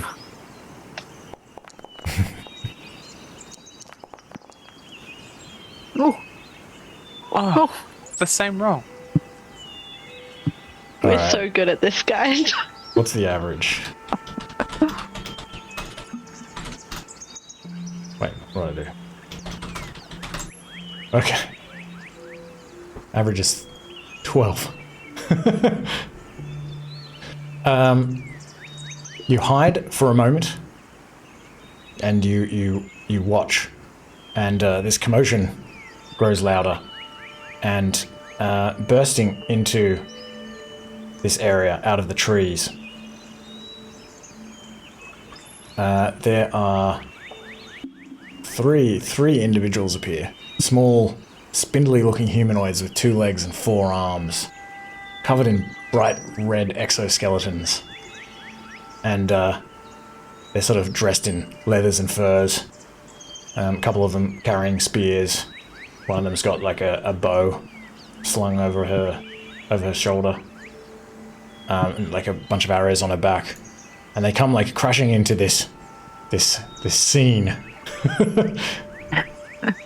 And all 3 of them kind of stop for a moment and sort of move their heads around. You can see they've all got these like little antennas as well, or quite large antennae, and they're sort of like kind of feeling in the air sort of thing. One of them sort of like looks at the ground, seems to be trying to sense something on the ground. And they look at the broken clay pots. And one of them is kind of like to the others. And they begin looking around. And it doesn't take them very long before they find... Who got the lowest one? Vindaris.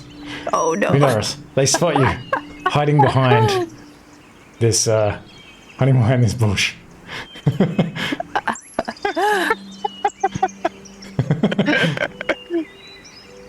And the mouse folk also are kind of like hiding in various bushes. I'll add them. And you got Leaf as well.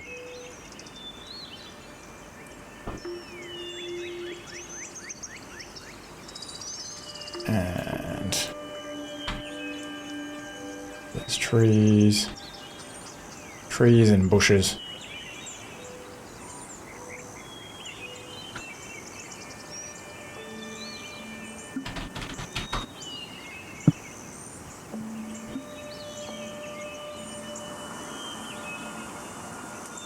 Yeah, so put your cells where you think you would be around here.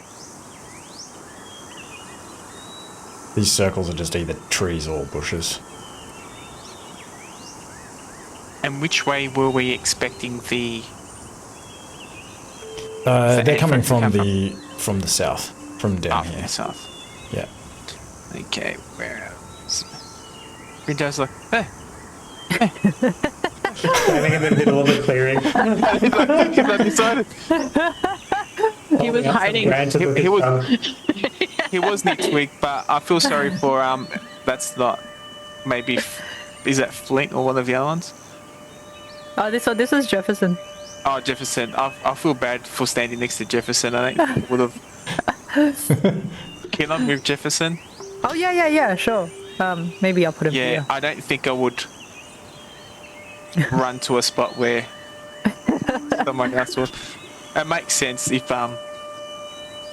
Twig was within Vindaris's aura there. Okay. So these soldiers kind of come in here, and well, actually, so Twig, yeah, so they're actually like pretty close. This one is like here when it sees you.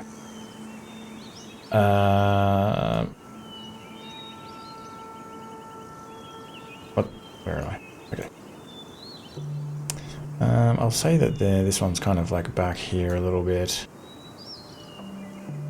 they're kind of like this. They begin sort of looking around. And this one over here, like spots you, Vindaros. And so, let's roll. Agent. Don't Sorry? fight us. Yeah, they immediately, well, they already have their weapons drawn. They, as soon as they see Vindaros, they begin moving over towards you, like very quickly with their spears thrust in your direction. They, it's difficult to read their faces, these very alien faces, but they certainly don't seem friendly. They don't look like they want to talk. They're just like,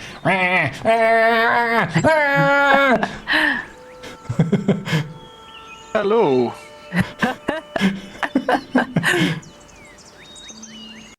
Yes. Can you remind me how the mouse folk work? Do they have their own turn in the combat, or do they take our turns? oh yeah, we were doing it with they take your turns, but Okay. I keep adding them in. Maybe it'll just be easier for them to. Yeah, we'll say they take your turns. So you can move them like before and after and whatever. You can kind of mix and match turns. I'll just get rid of them. Okay.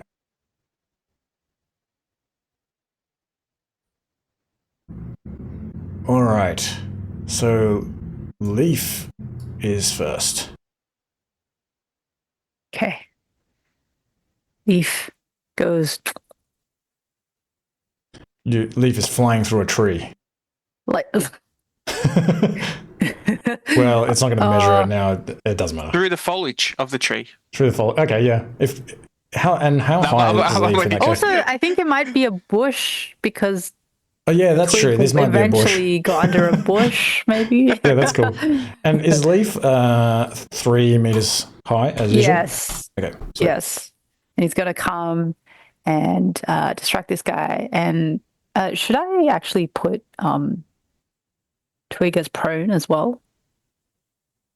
Anyway, yes, and then he'll fly back. So I imagine that Twig sort of fell down here and then got up and like ran behind the bush. Yeah. Okay. Cool. So I don't think Twig's prone. Okay. Cool. Why is Vindaros prone? Oh, I said I was crouching behind the bush. I thought. Yeah, you don't have to be prone if you're just crouching. That's Okay.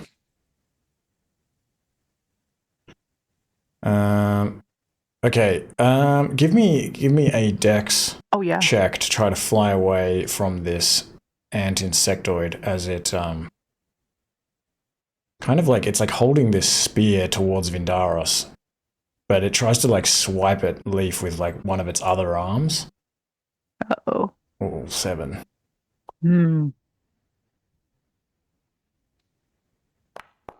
Oh. Nice. It just misses. Okay. All right, so help action. Oop. Okay, Yao Mei. Okay. So I'm gonna go for the flaming sword. Okay. I'm gonna pull that out. And I'm gonna run. How does this work? Does it? No, okay. It's not quite working for me.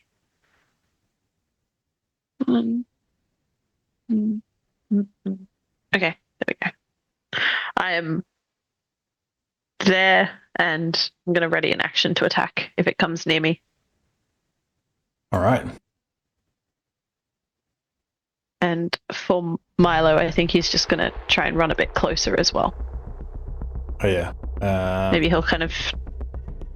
There you go. Should be able to do that now. Oh, thank you. Maybe I'll just get him to run here to where I was before. All right. And I'll have him prepare his short bow and fire a shot. Milo's upside down. Find us. There we go. Oh, sorry, Milo. He just likes to hang out, you know? Okay. I'm gonna try and as you run into the clearing, this ant-insectoid at the back pulls out a little clay vial that is like kind of maybe it's like slung around her shoulder. It's on a little rope. She kind of like lifts it over her head and she throws it at you, Yao Mei.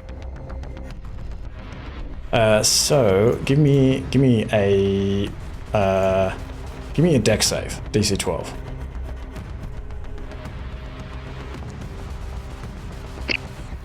Okay. I'm doing so well. You are hit by this clay vial. Am I able to use that as an attack that would trigger Milo to shoot his short bow? I forgot what you said. I was going to have him ready an attack in case something happened, but did you have him ready an attack? Say. Yeah. Yeah. I was going to have both of us ready an attack, but for him, obviously, he's got a bow, so it's not on approach. It would be on any sort of attack that they did.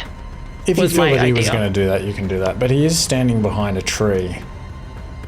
Oh, sorry, I meant to move him slightly closer, like here, where he could actually see things. I think maybe you can I'm either happy to move keep him behind the or- tree. Yeah. I'll keep him behind the tree. That's fine. Okay. Yeah. All right. You take some acid damage. Ooh.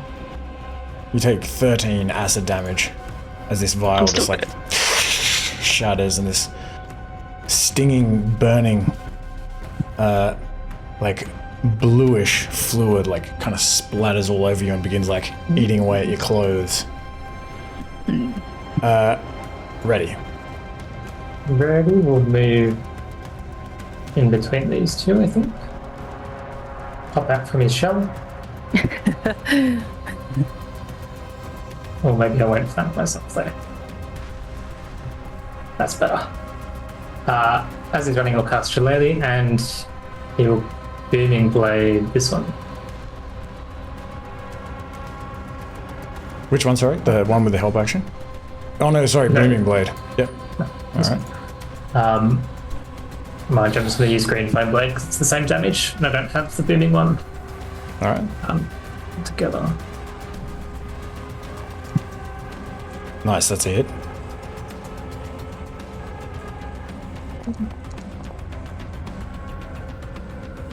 Okay. 16.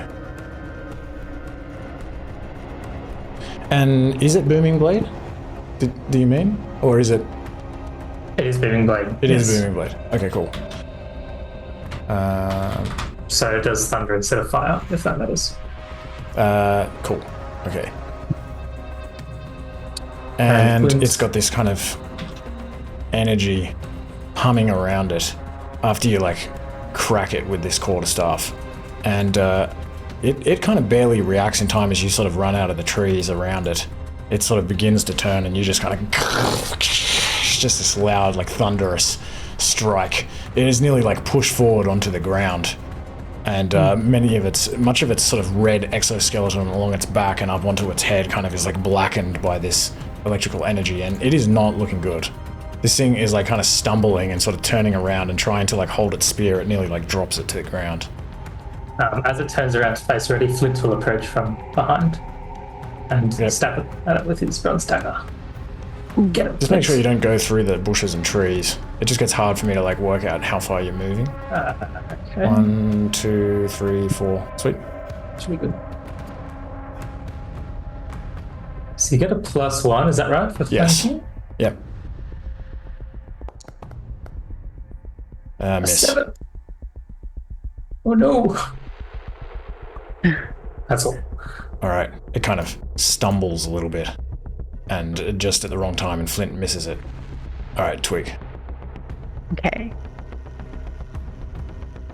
Twig is gonna cast Firebolt at the one with the help action. Okay. Okay, yeah. That is a hit. Sweet. Oh, and then plus this. Is that for your staff? Yes. Okay. Alright. So this thing has just kind of like waved one of its like free arms to try to get this bat out of its face. It's still like holding, it's like kind of probably like still actually like running towards Vindaris. This bat's like, it's like, and you just like pop out from behind this bush and just like hit it like directly in the head with this firebolt. And it is just, yeah, like it's just almost knocked over as well. And it actually goes up in flames for a bit and has to just kind of stop in its tracks and just like trying to like put out this fire. It's also looking really not well. Okay. That's good. And then Jefferson Jones is going to come in. He's going to line up his short bow and attack. He won't be able to shoot from where there. he is? Okay, maybe from here? Or if that is a bush, I should have made them a little bit distinguishable. Yeah, if he shoots from there, no, it still misses, unfortunately. It just like flies over this ant-insectoid's head and just lands at like Reddy's feet. Yeah, dangerously close. I want to like change this to a bush. Oh, I thought that would work. Hold on.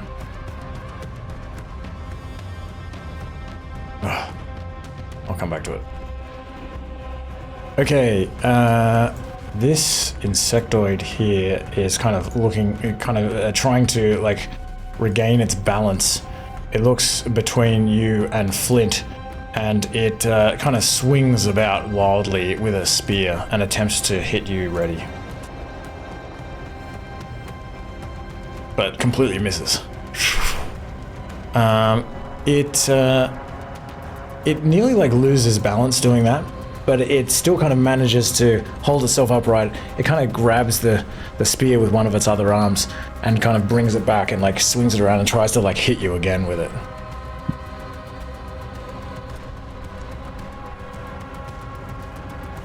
That one hits. Ooh. Just for 3 piercing.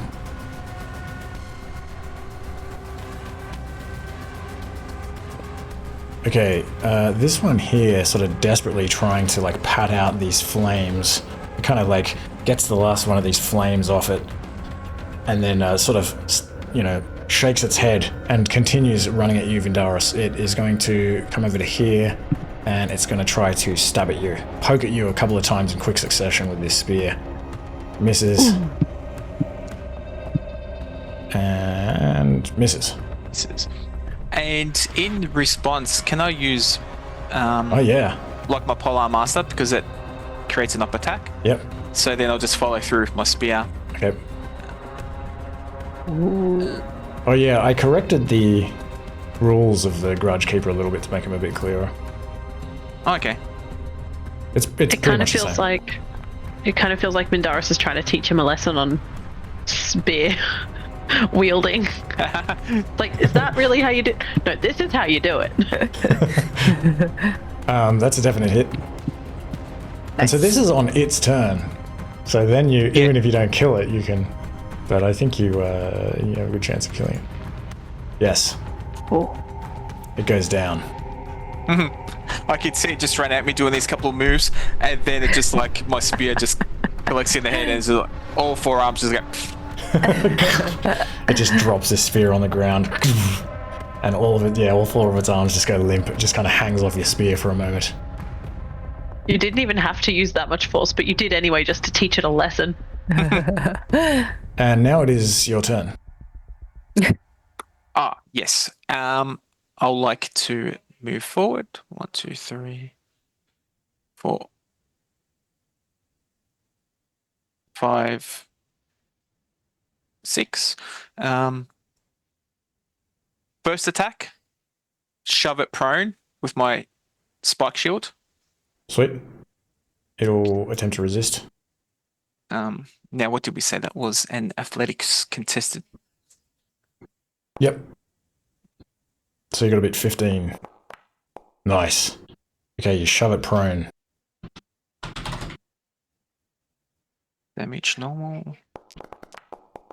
That was just damage from the shield as well. Okay.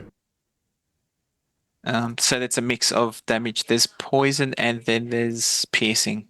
All right. That was my first attack. Second attack with the Grudge Spear. And you have advantage Advantage. and +1. Nice. Damage. Oh. That's okay. I didn't say it with the Grudge Spear. You wanted to like put a grudge on it? Yeah, but I think it's also on the second attack, not the first attack. You gotta, yeah, so the first time you hit it, you can put a grudge on it. So you can do that now if you want. It's alright. Okay, does that also incorporate the 1d6 psychic damage? No. Not That's until the you next have time. the grudge. That's what I made clearer. Yeah, that's what I thought. That's okay, I'll just leave it as that for now.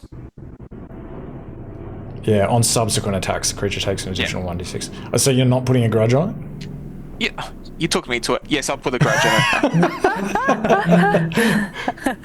I wonder if there's an icon for it. I do like the grudge. Okay, 10 more damage.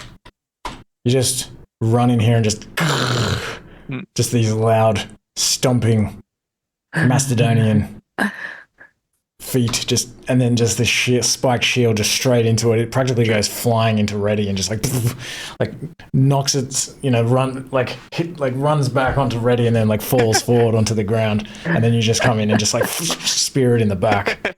It's just like Thank you for the grudge. It's looking pretty bloodied. And Leaf. Leaf's gonna stay where he is. Okay, Yao Mei. All right. I am going to run in. I'm going to run to here. All right. And use my bonus action to ignite my sword because I didn't do that. Sweet. And I'm going to start by taking a swipe at the one just above me. Okay. In between Reddy and his mousefolk friend. Do you get +1? Do I? Oh, because it's flanked. Not because I'm flanking it, right? Correct. Yeah, okay, cool. Kind of forgot that, to be honest. That's all right. That's a hit. Cool.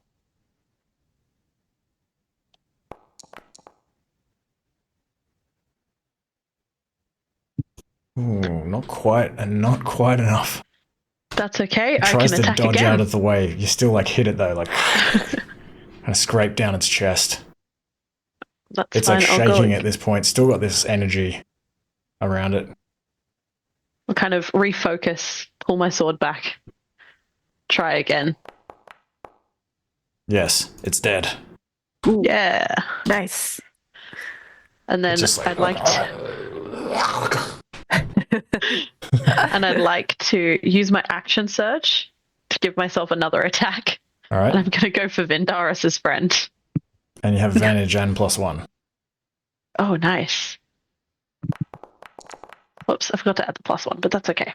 It rolls out of the way. You just stab the Damn. ground. These sparks, flaming sparks go everywhere.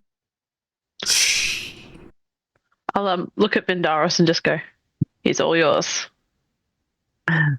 And before I move on, Milo will just run to this tree or bush All and right. just slightly down. And then just turn. Okay. She is going to. Have I been saying he? They're definitely she. She's going to stand up. And what the hell is she going to do at this point? She looks around at the three of you. She turns around and attempts to leg it back into the forest. Everyone can take an off attack. Yeah. Is it Well, still advantage +1? No. Okay. Oh, it is +1 though. It is plus +1. one. Oh, yeah, Yep. sorry. Just not advantage. That's what I meant, because I know it's not advantage anymore. What'd you say? Ready? I will refrain from making an Okay. off attack. All right. Oh, both of those hit. Garrus lets Yao Mei take that swing. We both. What I think is we both kind of stab at different points of the body. Okay. Like That sounds- you're going for like the I'll stab head, its and I'm going feet. for like I'll stab its feet into the ground so she can't get away, and then you can finish her off. I'll go for the neck. Yeah.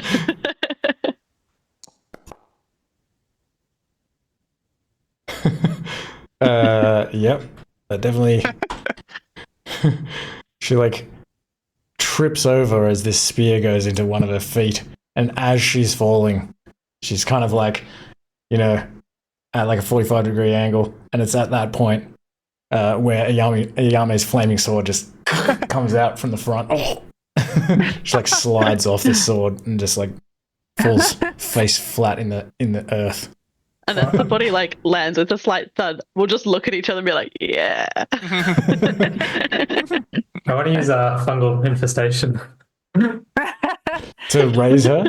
Yeah, From the so dead? she just stands back up. Okay. We'll step forward and be like, she's under my protection now. All right, so let me look at this. How does this work? Oh, which is why you refrained. Of course. Stand up immediately with 1 hit point.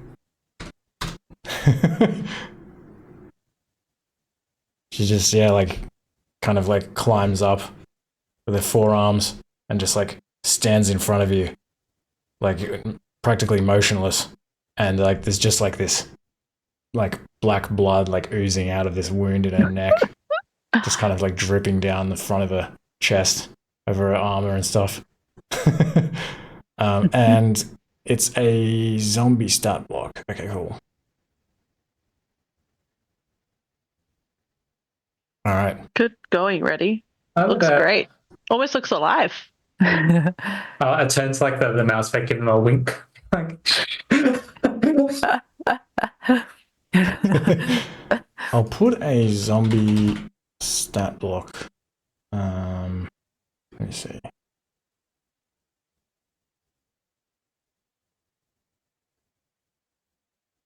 In the friends and familiars folder. It doesn't look much like an Anfolk.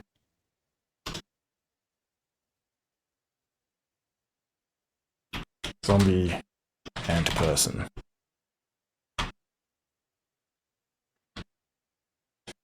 And I'll give you control over it.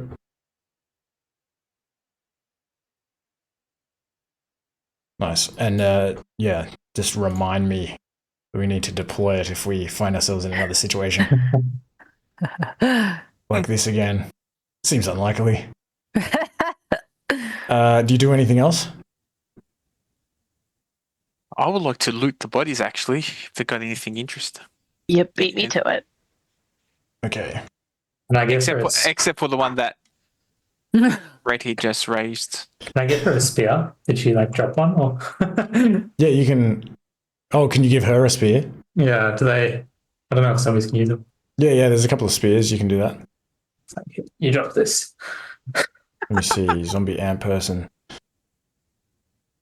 How well is a zombie going to use a spear? I mean, skeletons can use swords, so I don't really see why not. Usually the zombie, grabs and tries to, bite you. I don't see why. Then you, put it in her hands, she'll just kind of, hold it. Well, it's got 4 hands, so two have the spear, and the That's other one's true. like, That's true. Yeah. All right. I'll give her a flint spear. It's like if you're having a conversation and you just hand something to someone wordlessly, they're likely to take it. That's the vibe I get from this. Yeah. It's not really she's not really conscious of anything, but she just sort of takes it and holds it.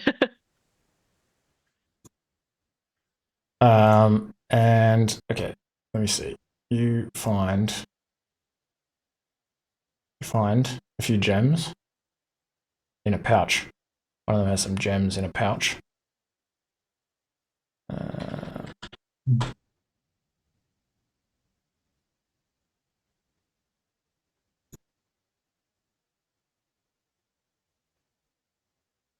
You find a opaque dark grey gemstone with red flecks.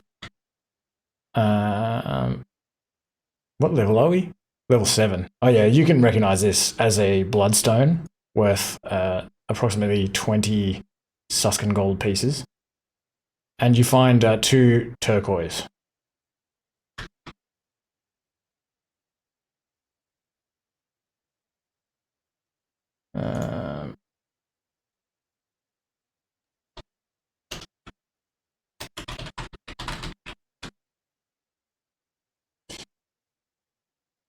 You also find on one of the other ant folk, you find one of these vials. I don't have a vial like this, but whoever collects that vial, it looks, at least from what you can tell, like kind of similar to the one that the ant insectoid threw at a Yao Mei. It's like just this clay vial that with a strap you can like wear over your neck, over your shoulder, and it can be thrown. Let me see. 12 meters, chemical vial, and it does on impact. What is it? DC 12, and it does 1d12 plus 1 acid damage. So whoever wants to take that, you can just copy and paste that into it. Okay. Does anyone else want it? I don't have the weight available for it, so take it. Thank you. I'll pocket the gems. Shit, yeah. And that's everything you find.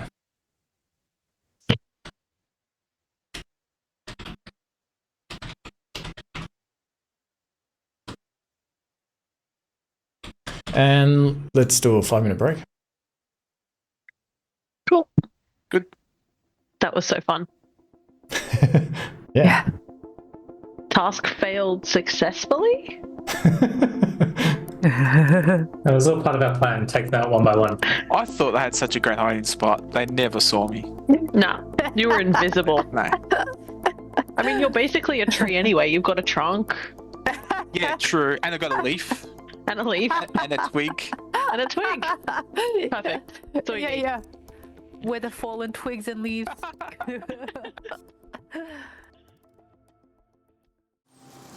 The forest battlefield has fallen silent, and you've looted these ant insectoid corpses.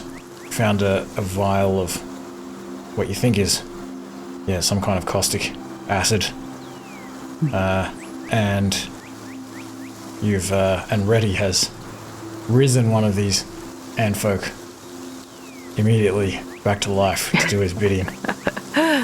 You don't hear the sound of anyone else approaching at the moment, but you do know that there was a much larger group, according to the sense that you got from Leaf, to the south. So you think probably it might not be long until these 3 individuals are noticed to be missing, perhaps. You're not sure. What do you do? Do we want to make more noise and bring more out? Maybe? Just keep killing. Maybe we can set up an ambush. Yeah. That'll be fun. Yeah, that's what I thought. If we make enough noise, they might send more out. We can pick them off.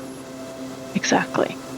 I've got great hiding skills. I'm not very good at hiding, so maybe I'm the one who brings them out. Maybe I just shout a little bit. Just move. Yeah, I'll just run around for a second. Everyone else hide. What should I do with her? Maybe she could battle you. Oh, yeah, that's a good idea. Trees, I'm not sure. I could pretend to be wounded by her. Maybe that would draw them out. If there's just a single person who looks particularly weak. Shouting in agony. He raised his spear at you, Naomi. Everyone hide. And I might also take a second and use my second wind to heal a little bit. So I don't look quite so dinged.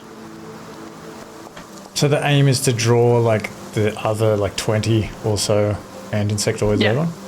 Or, Yeah, into an ambush. At least We can a few take of them. Yeah. Okay. or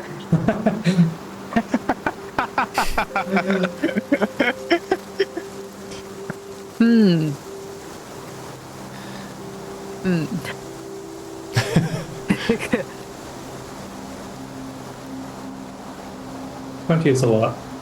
well, I mean, Well, you we don't killed know 3 the of exact 20 and it. you don't know the That's- exact number. You just know that there's a lot. The sense that you got through Leaf was like a big group in the range of 20. What if I make a little noise? yeah, like Draw a few out. A few more. a little noise. It shouldn't be like that alarming, right? Yeah. Like, Not a Exactly. startling noise, just a little. Yeah. pure- Can I look at the zombie ant folk and focus on it for a second wearing the pendant and see if I can speak their language? Would that work? It might actually, because a zombie, if I remember correctly, it understands the language that it knew in life, but it can't speak. And the pendant. So I might just say something like, "Do you understand me?" or something. Let me just have a look at If it works. at the pendant. Reddy's got the pendant. Polyglot's pendant. In any language known by that creature and with the same fluency. So yes, you can do that. Okay. I have an idea. Everyone hide. I'm gonna call out in their language and ask for 5 more or 3 more. What do we think? And see if they'll send just a few more. 5? 10. No, 5. 5 at most. Right? And they might not recognize you. So be prepared. Yeah. But if I'm speaking the language, maybe I can make it sound like I'm wounded. So it's like, And it's not going to be perfect, but And we did hear their tone before when they were yeah. around us. Maybe I can try. I'll Ask for try and a imitate maximum of 5. No more. it.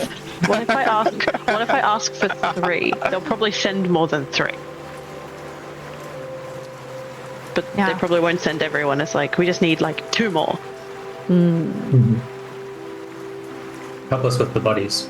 Yeah. Oh, yeah, tasty.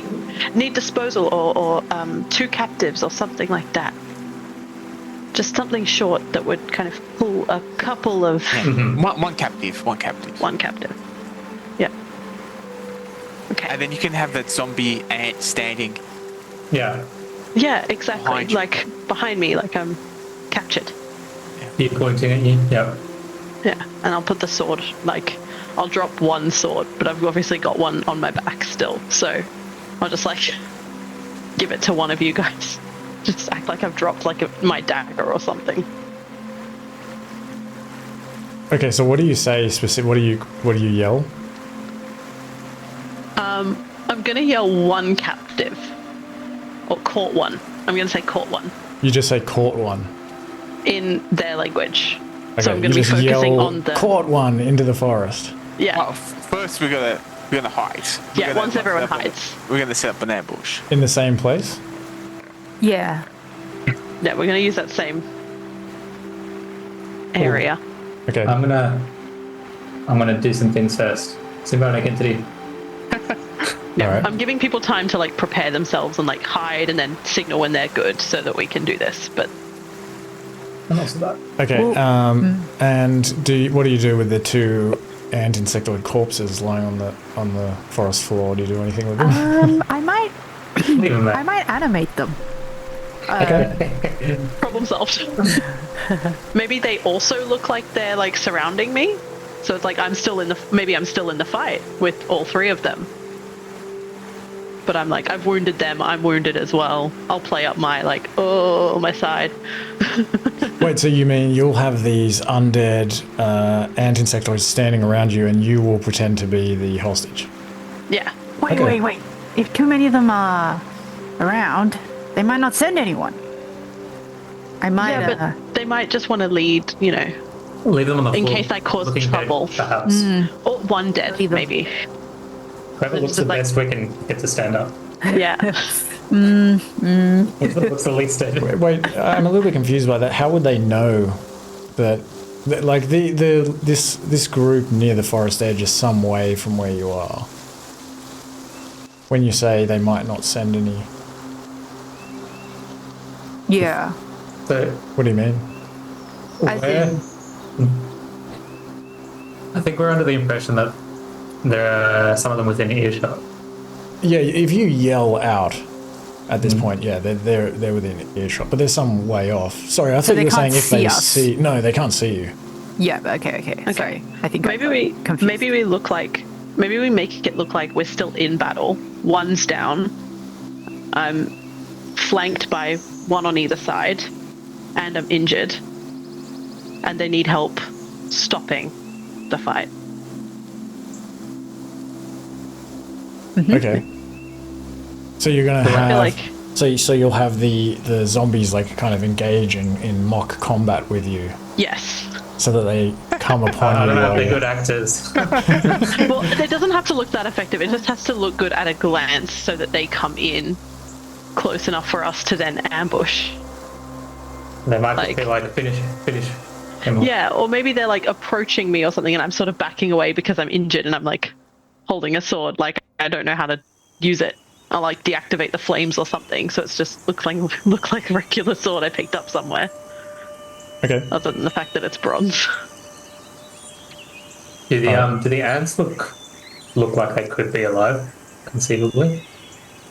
Like none of them are missing like heads or anything?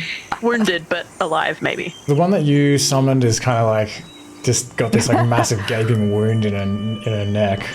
One of the other ones is like very badly burned, but mostly on her back and up the back of her head.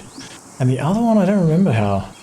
I actually feel like she also the died other from a fell spear through the into face or something. Midas's spear. Tried to attack. So where did the spear go? I think it was through the midsection. I think that's how it was described. Okay. I thought maybe it was neck as well. But yeah, okay, midsection. Could be. So she's got a gaping wound in her stomach. And there'd be like all this blood all over her armor and everything. But I'd say like hers is probably less obvious. Like it's just like, you know, there's all this like blood all over, and I mean it would be a lot of blood. There's like blood, like there would have been for a little while, like blood kind of like pumping down her stomach and everything. But maybe, you know, it's hard to tell if she's been in some sort of combat. Maybe it's not her blood from a distance. The one with the neck wound is much more obvious. Yeah, I think neck wound has to be Neck wound dead. to like lie down. Neck wound, as she was known forevermore. Hey, it might be an unflattering nickname, but I think it's apt, so... So yeah, we'll like sort of stage it like I'm trying to fend off these other two. I've been able to take one out. And then everyone else is hiding. Whatever other spells need to be cast can be sort of handled before I shout. But when it's time, I'll focus on one of the antfolk. The antfolk zombie, so neck wound. I'll focus on her for a second and I'll yell out in their own language. Caught one, need help. Okay, so that's what you yell out now in order to attract the rest of their attention. Yes. Okay, caught one, need help. Yeah, and we'll kind of be towards the far end of the clearing so that they have to kind of rush in. So hopefully we can kind of get around them completely. Okay. Would be the idea. All right. You yell that out, and you have to wait a couple of minutes. Yeah. So in the meantime, I'll like pretend to sort of. I'll make a couple of noises. Give me a performance like check. fighting. And I'll intentionally move so that I'm hurting myself a little bit, like I'm pulling on whatever wound I've got. I mean, Twig and Reddy can give these zombies the order to like very slightly attack. They're like like jabbing with a spear or something. Yeah. Very slightly. Not like that. Just less. Okay. 9. All right. After a couple of minutes, maybe like a little bit longer than you expect, actually. You hear the sound of rustling through the trees. Something's approaching. And after another few moments, there appear two ant folk, two ant insectoids. One of them is carrying a spear. The other one is a little bit smaller, and is carrying what looks like an axe. But like a tree felling axe. Okay. And they kind of approach quite slowly, like cautiously.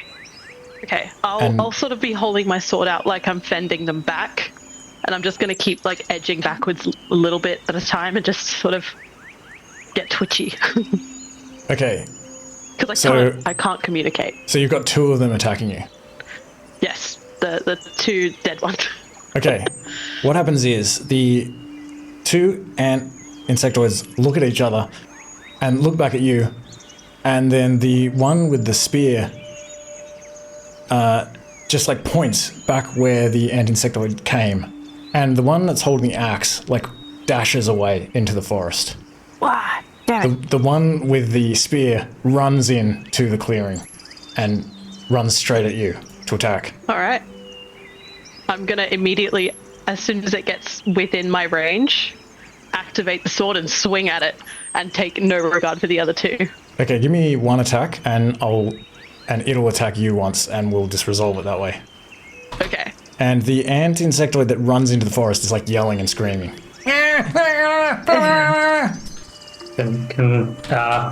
Ayame understand that? Oh yeah, I should still be focusing on the ant folk.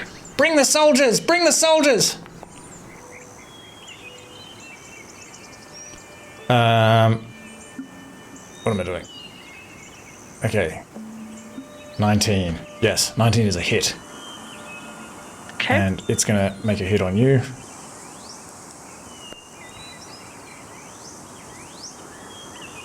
That misses, right? Yeah, of course. Yeah. Nice. Okay, you are able to slay it without yourself being injured. And it falls to the ground. And you can hear this yelling antfolk kind of running away through the trees. Sweet, do you want to get ready with the big fire? Yes, maybe. If you can. Want to see how many rock Depending on how many. Yeah. If it's a big number, big fire. You hear from some way off this commotion rise, and then you hear this which kind of like echoes out across the valley. You hear like shouts and calls coming from elsewhere in the valley, closer to the hill. And you hear like another horn blow from like closer to where the hill is. And then another one blow from like further down south near the river. Uh-oh. And you hear a bunch of these ant insectoids kind of moving around along near where the tree line is, and you're still within the forest, so you can't see anything, but you can hear like a lot of sort of movement, which sounds like they're kind of moving away from the forest, perhaps towards the hill. You can hear like more shouting. Is that away from us? Yes. They're retreating. Fuck. Damn it. I was hoping we could get them both in the clearing and then surround them and then just stop them from doing anything. Damn it. It seems like they're not all soldiers though. This doesn't seem like a raiding party. No. That's one thing to kill a raiding party, but if there's civilians there, then I think we should approach a bit cautiously. Well, it sounds like they're going to take all the civilians and hide them away, and they'll just have the guard out. So if we can just take out the guards, then we should be okay. But they will be probably going up to those entrances and either sealing them or guarding them. Do you stay So where we you might are? have to be very careful. Do we? Why don't we follow them? We can follow them. Do we want to make it look like the zombie ants are like leading me as a captive, or do we want to just give up on that pretense?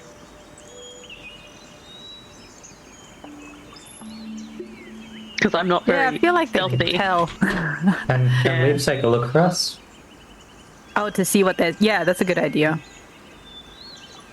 Can Leafs fly up and see where these ants are heading and what they're doing? Like maybe if he flies 20 meters up, can he see maybe where they're going? Yeah, you can see through Leaf's eyes what's going on as Leaf kind of rises above the canopy, flaps around up there. Firstly, you can see now that you're this close that it's obvious that what this group was doing was felling trees. There are like piles of wood along the edge of the forest. And it looks like, they've been like cutting down these trees and kind of piling them up. You can see this large group of, about like 20 or so of these ant insectoids that are kind of moving away from this area. Several of them are sort of dropping these logs and things, and a couple of them even maybe dropping their axes and running towards the hill.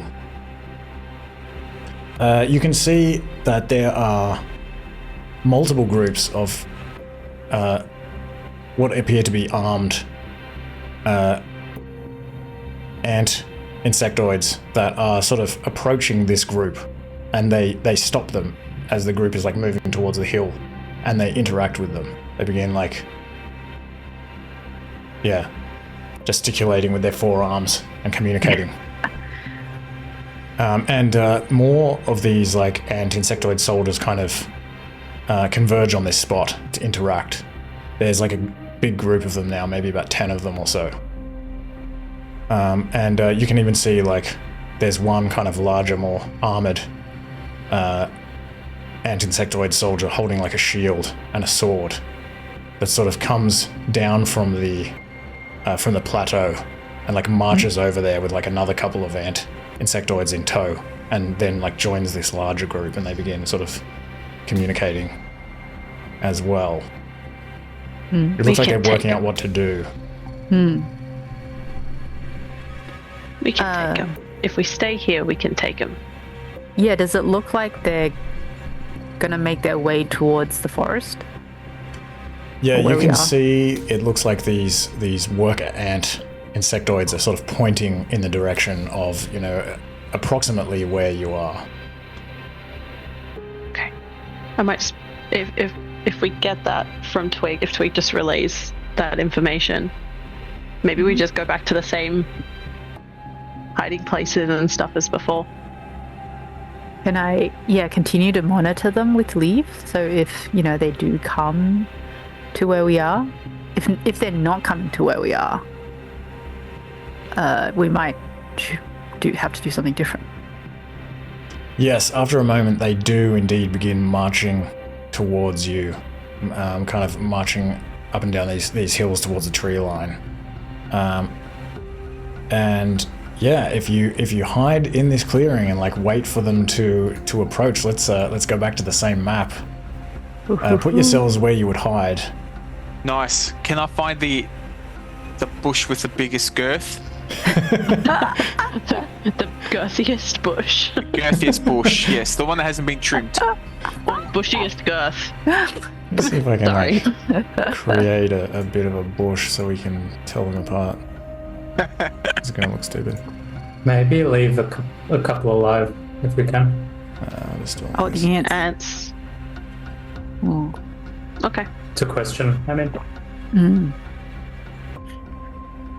Okay. If we can get one surrounded then, or two surrounded, then it would be easy enough to do that.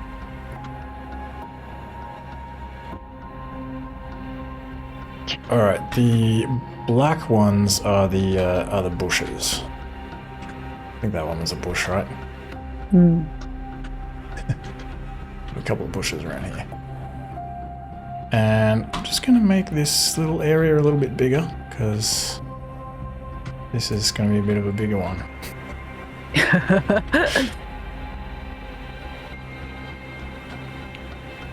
Alright. And do we want to have the zombies pretending to attack again, or do we just leave them down on the ground for now? As if I've killed them. I feel like the jig is up. Yeah. All right. I might bring my zombie here or something. What do you guys think? Well, if they're lying on the ground seemingly dead, that might be a good surprise attack, is my thinking. Yeah, I'll probably just leave mine around. Yeah. Okay. Like if Lying one around gets somewhere. close enough, maybe it's just like they roll over and smack it with their weapon. Try and trip them or something. Even. Okay. Maybe I'll leave him against a tree, like clutching her neck or something. Yeah. All right. I was gonna say before with the Mousefolk, Ankti, Yep. would it be too difficult to climb a tree and to perch her in a tree to use a crossbow?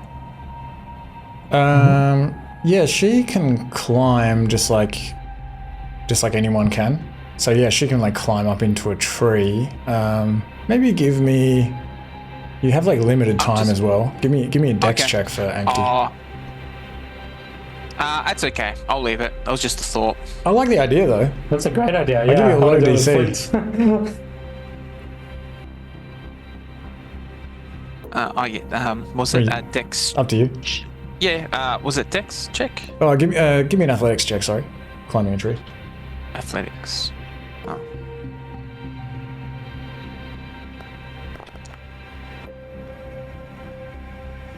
Oh, Ankti. Ankti falls from the tree, Oh no. and she is going to take 1d6 bludgeoning Oh damage. no. Nice. Oh. She kind of gets like some way up this tree and reaches up and like grabs onto this, like basically a twig. She sort of loses her grip and reaches up and grabs onto this twig to try to stable herself, and it just like tears off, and she just falls backwards and just like lands on the ground. Only takes 1 bludgeoning though. Yeah, I can imagine. She's like, I mean, Darius doesn't know what she's saying, but it's like, I tried, Windaris. I tried. Does anyone else try to climb up a tree? Yeah, Flint will probably have a go too. I'll tell Flint to have a go. I might give him guidance. Okay. Dex, was it? So athletics. Athletics. Yeah.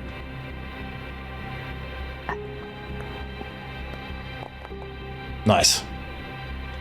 That works. That one's a bush though. Okay, so he can probably climb, I don't know, how far would you say Albie climbs? How does fall damage work? Every 3 meters it's a d6. Probably. Every meter. Every 3 meters? Every 3. How high is 3 meters? Or is it every meter? No. Oh, I'm confused. Isn't it every 3? I think it's every 3.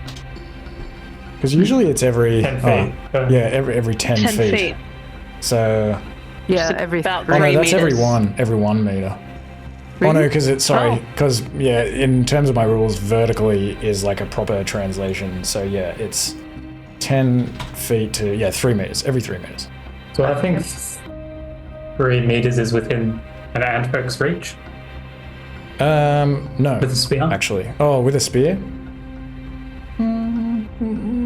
They're pretty small. Can they reach with a spear? They might be able to, just. Like if they kind of, push up Yeah. the sphere a bit. And 3 meters? Yeah. Okay. All right. I'll pause us there. I'm going to add these antfolk. They're going to come in from this direction.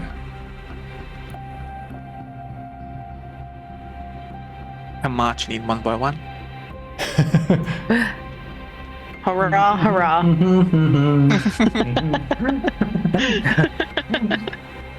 Oh, can I? Whoa, shit. Can I get my 2 zombie antfolks too? Zombie antfolks. Oh yes, of course. Thank you. Okay, let me rethink this a little bit. Is this reasonable? This is quite a large force for what they understand is just basically... What did they see before? They saw like one... Just an Yao Mei, like fighting. And then one dead on the ground. Okay, it's a little bit unreasonable. I'll make it like a little force. Like this instead. I think that makes more sense. Maybe some of them are kind of still remaining with the group and they've sent this force over. Okay.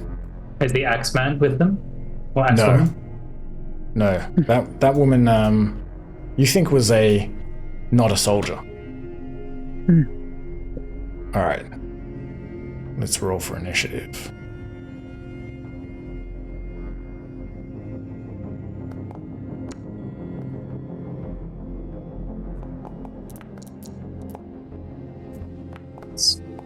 Oh, can I get those 2 answers? Oh yeah. Sorry. Oh, and I put the Mousefolk into the initiative tracker. When we get to them, I'll just delete them as we go. And okay, here are 2 ant people, and I'll just give control to both you and Reddy, so I don't have to make another one. Yeah. You should be able to move them now. Okay. I will also leave them. But yours, they don't have 0. They don't have 1 hit point, do they? Yeah, they have a stat They'll just have block. the full. Yeah. Yeah. So, I'm just going to put some kind of, let me see, like a marker on them. Oh. What? Hold on a second. I'll just put this marker on your ones so that we know that they're yours. Yeah. Oh, bloody hell. Okay, cool. The fungi one also just has its turn after me, apparently. Okay. Just remind me when we get to your turn and I'll remove it. Oh, okay, I see. We just haven't rolled for these guys. Cool. Alright. I haven't rolled for Milo. Do I need to? No, don't worry about Milo.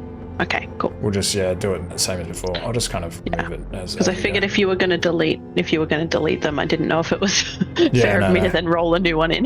No, that's fine. Oh, that's all the ants. Say again? All the ants appeared at once. Sorry, I just have a question. Yep. So my Undead Thralls feature allows me to add my wizard level to the zombie ant's max hit points. Okay. Is it already added, or can I add my level? Yeah, just go ahead and add it. No, it's just the basic zombie stats. Okay, so you can put it in that max field just underneath the thing. I don't know. Yeah, that's fine. Doing it that way is fine. Oh, okay, cool. Yeah. Nice. That's a pretty strong zombie. Okay. Alright. Leaf. Why is Leaf so fast? Leaf might stay there and see. Bide his time. Alright. Flint. Flint will prepare to... Sorry, aren't we deleting them from the... Oh, yeah. Oh, yeah, you're right. Thanks. Okay, so Flint will be on your turn. That's better, yeah. Okay, cool. Alright. These ants come marching in, not exactly one by one. Is it 2 by 2? No, not even. Just as a 7 group. by 7. But they're not trying to be quiet. They're kind of running in. You see this one at the front, sort of peering around, that's holding this shield and what looks like a bronze rapier. And okay, so the deal is that you're still doing the same setup where a Yao Mei is like, are you fighting this insectoid zombie? I think we agreed that all the zombies were gonna be lying on the floor unless Twig had a different idea. I'm happy to go with either one, to be honest. Or have I taken them out and am I victorious? That's good. And preparing myself for the next round. Okay, so they're all lying down on the ground. Okay. Let's just make them prone. Oh, mine was standing up against a tree. Oh, okay. So it's standing? That was the idea. Touching its neck standing. Okay. Or leaning against it, I guess. Alright, cool. Okay, this insectoid soldier down here is going to pretty much get to the back of the group. It springs to action. I mean, they're all kind of like moving in unison anyway. They move like pretty quick as well. It is going to run in over here with like potentially, it's kind of holding out its three of its hands. It's got a spear in the other one, but it looks almost like it's concerned, like it's running to help, perhaps, to find out what's going on with this insectoid over here. As it gets closer, it begins to like slow down a little bit, like this one in here just it just readies its spear and it runs in. And so, Twig, are you hiding? Yeah. Give me a stealth check. Everyone actually that's hiding, give me a stealth check. I don't know how this will work. Oh no, it's okay. I was yeah, no, it's okay. It's all good. And I'm gonna these guys are definitely looking for foes, so I'm gonna roll perception here with the sort of minimum being its passive perception of 12. Oh, okay. Oh my god. Oh. Okay. They're sort of moving around these antennae on their head. They don't seem to be unaware that you're there. This one is going to run in here and it's just going to run straight over to... Are you up in a tree? No, you're not up in a tree, Twig. It sees you. It spots you. Well, you're not really moving.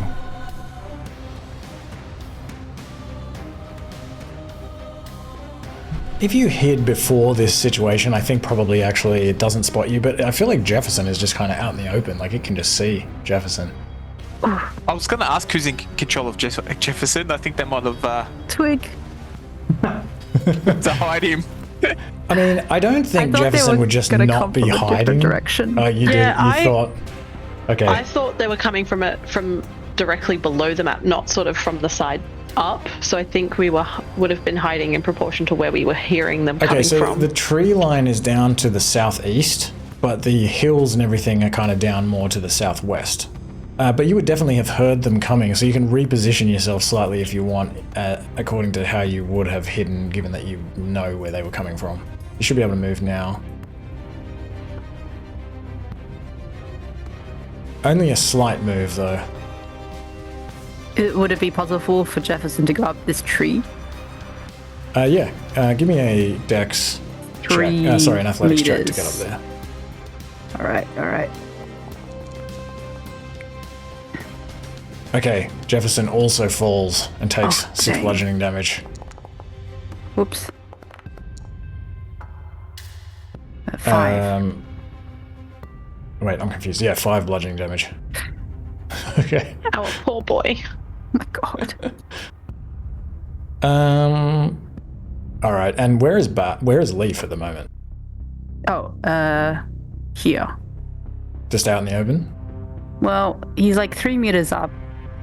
Could he be in the foliage of this tree? Yeah, that makes sense. And I guess he's just a bat.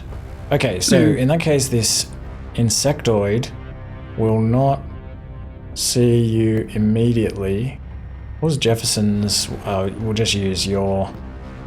Okay, but you're not moving or anything. We can say that you took the hide action, so it's not going to see you immediately, but it's not surprised or anything when you pop out. It kind of knows that there are people about. It's on guard. It's got its spear at the ready.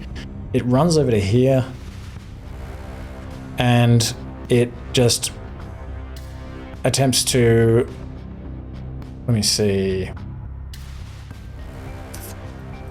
even though it's like holding this spear, it's going to use 2 of its arms as it runs to like pull out this short bow and knock an arrow and fire it at a Yao Mei.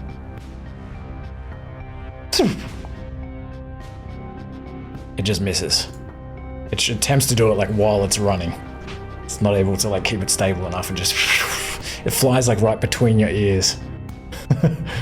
Okay. Zombie ant person. Is this neck wound? Yes. Because neck wound is retty. She's up to me. She. Oh, neck wound goes after you. Okay. Yeah. She goes up to me. I'll remove her. Okay, Twig. Wait, hold on. I feel like I skipped an ant. Oh no, never mind. Yeah, go on. Okay. Twig is going to...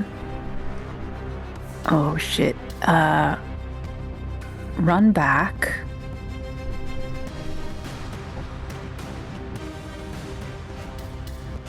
And cast web. Okay.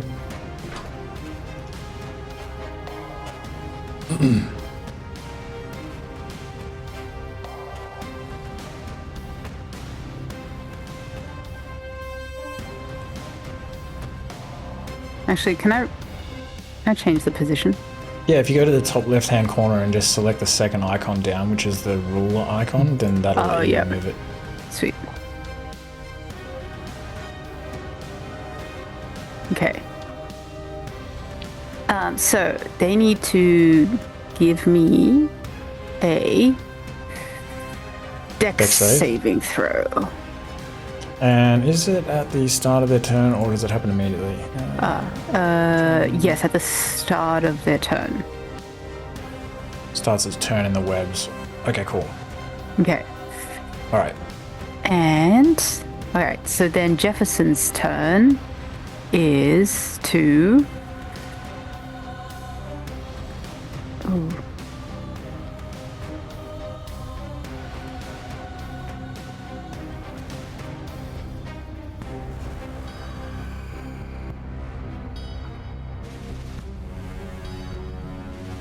Yeah. Okay, and fire his arrow at.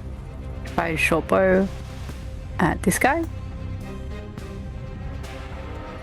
That will be pretty difficult past this tree, but you can give it a go. Okay. No, that's a miss. Okay. It just hits the tree. Okay. He's gonna hide behind, or like just be behind this tree. All right. Okay. Oh yeah, and can I command this zombie to stand and attack the ant? Okay. And so those ones, they're on their own turn though, aren't they?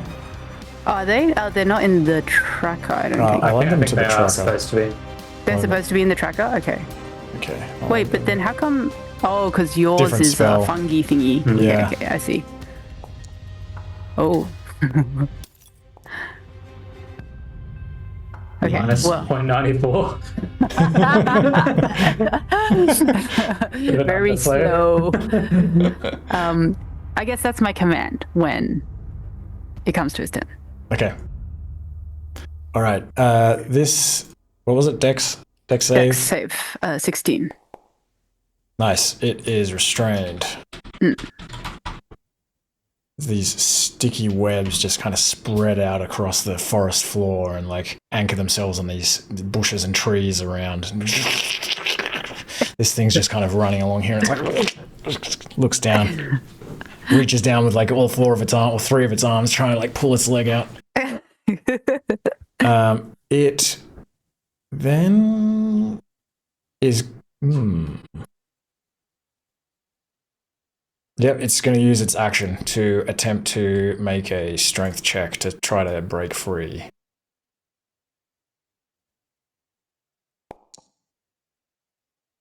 Okay, it fails to break free.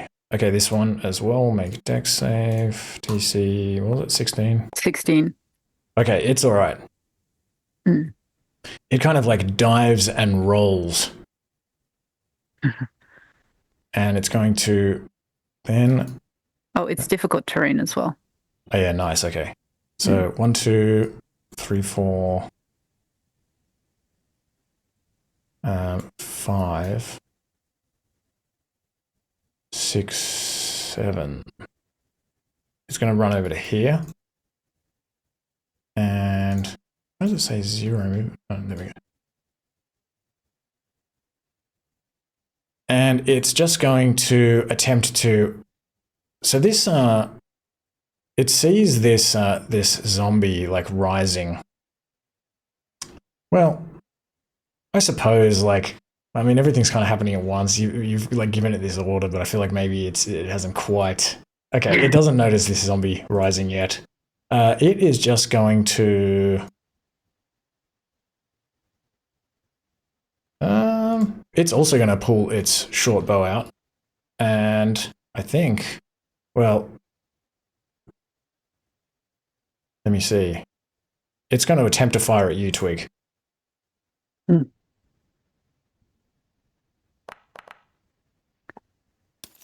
Nice. Ooh, damage. Clearly misses.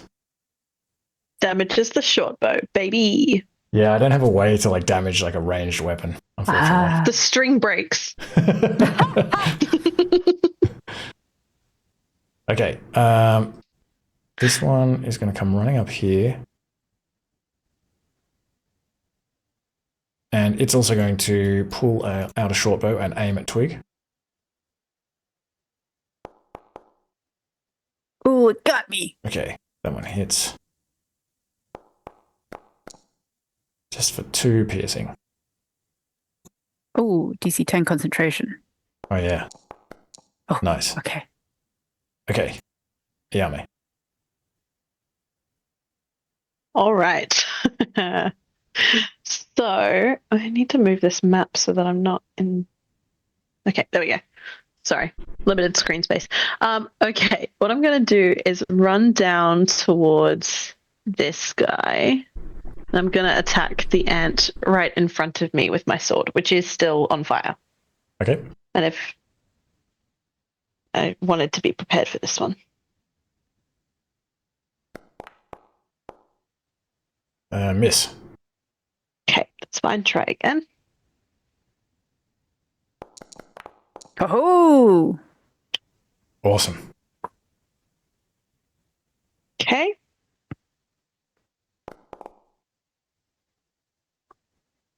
Okay.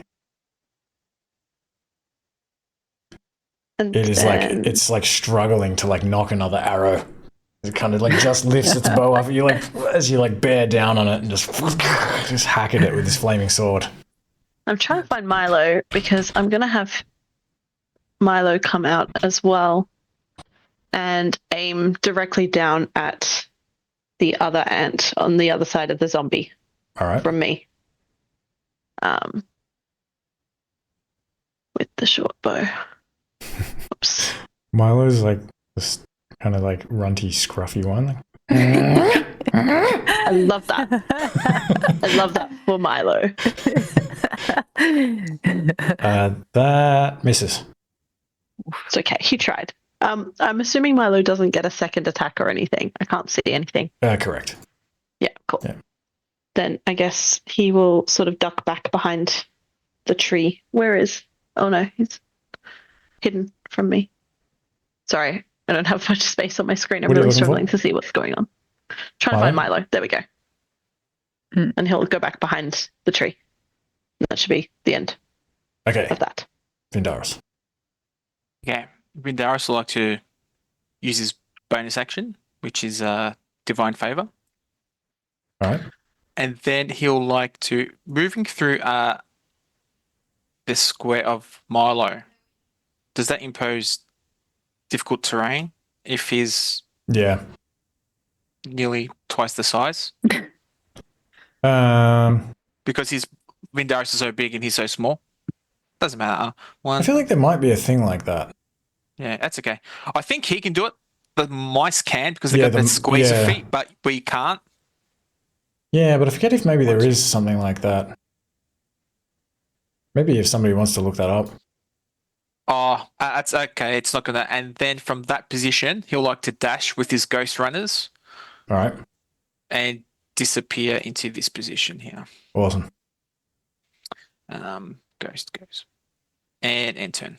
Oh, actually, and then Ankti's turn.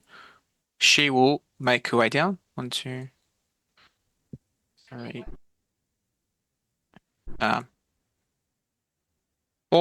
And just fire her crossbow at that one there. Okay.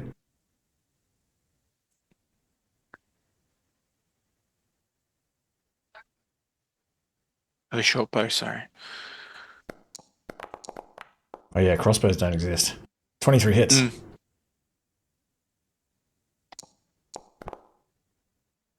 Cool. Nice. And just take 1 step. Was that this one, sorry? Yes, correct. All right.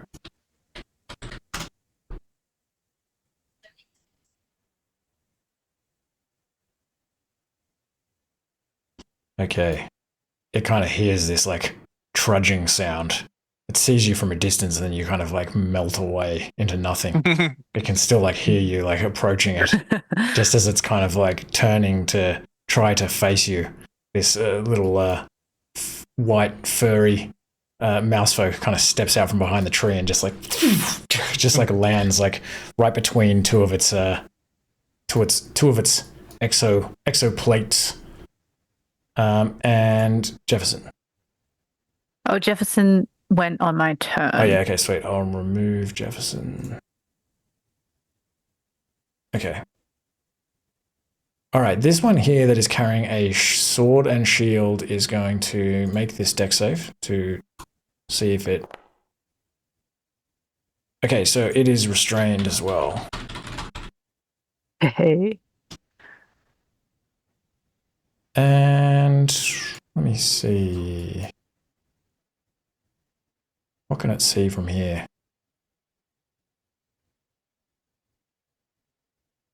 I think it's going to try to pull itself out.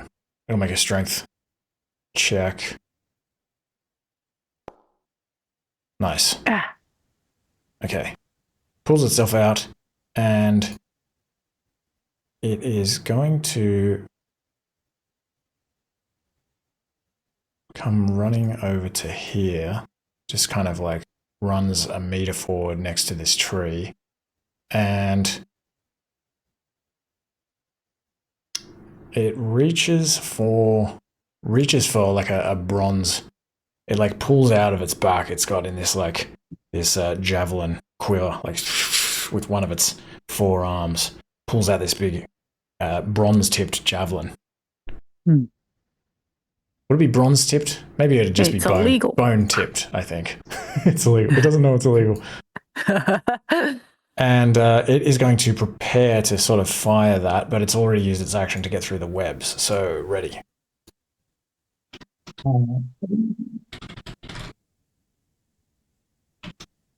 Five meters.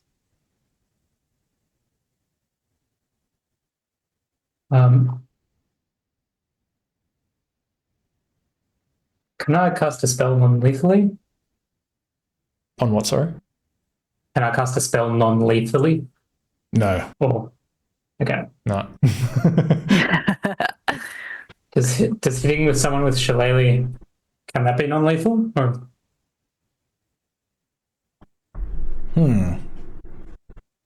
I kind of don't think so, just because I don't think you can make this like kind of crackling energy non-lethal. But then again, like if it's, does it say that it's a melee attack? Is it still? Let's see what it says. Yeah, I mean it's like still a melee attack. It says it becomes like magical. Weapons damage becomes magical.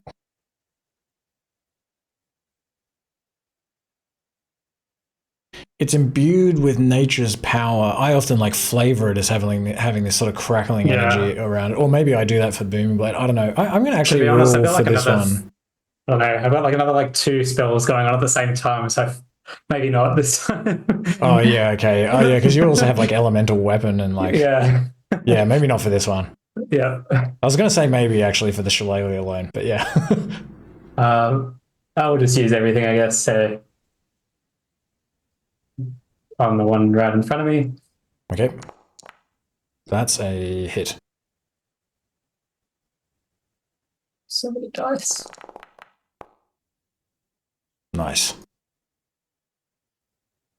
How do you deal such a lethal amount of damage on this I anti-insectoid? start to like swing my staff at it, but before it gets to him, like the lightning like leaps off it, strikes, falls, and I end up missing and just swinging the air. Nice. It just like conducts off your staff, just zaps this thing. It's just like falls over dead, and you just awesome. Flint will shoot at this one. That's rendering aid. Which one? Uh, Oh, that one. Yep. Yep. Oh, Flint is. Oh yeah, Flint's in a 10 tree. meters. Okay, sweet. Yep. Yeah, that's all right. 18 hits. Damage. Shit, what have I done? Oh, that's really weird. That.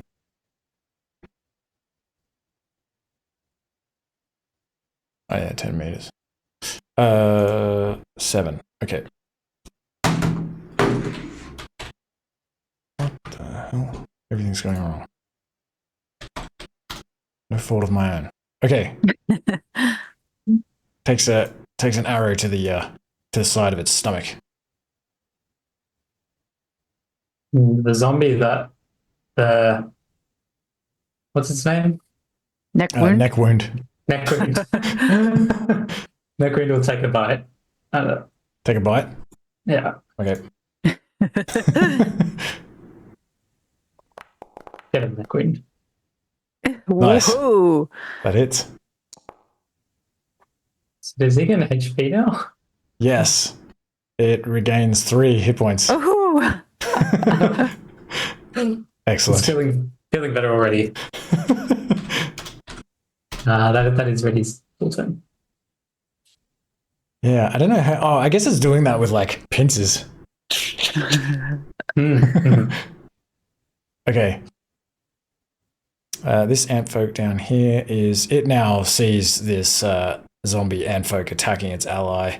It's going to run over to here and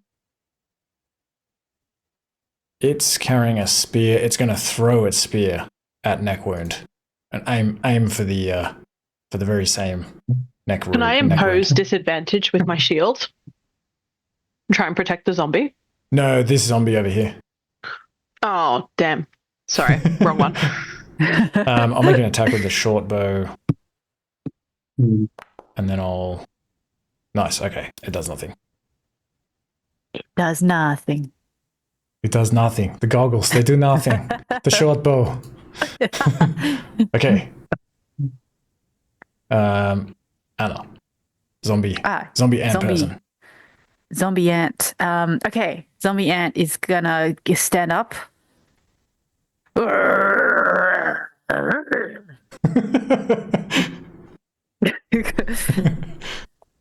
and come for this ant person with a bite. Ooh, undead fortitude. Okay. Actually, yeah, okay. I'm gonna have to see if I can generate a zombie ant. There is no way that AI is ever gonna be able to generate a zombie ant person. Nice. 5. And it will gain, well, it doesn't need it, does it? Okay. Oh, they're full of health, these guys there. Just look at him go. This guy, he's also going to stand up and try and grab another bite. Yep, that does it. It's just kind of like with like 2 of its hands just sort of reaching out like no, as these 2 zombie ant insectoids Does reach it over and recognize? kind of like bite at it. Yeah, I mean, well, it's pretty hard for you to see if it has recognition in its eyes. This is kind of like this face is sort of like it's a bit like Spider-Man's mask. Like somehow you can kind of its eyes sort of move. You can see some expression in its eyes. Okay, that's that one. That's that one. All right, Leaf. Okay. Leaf is going to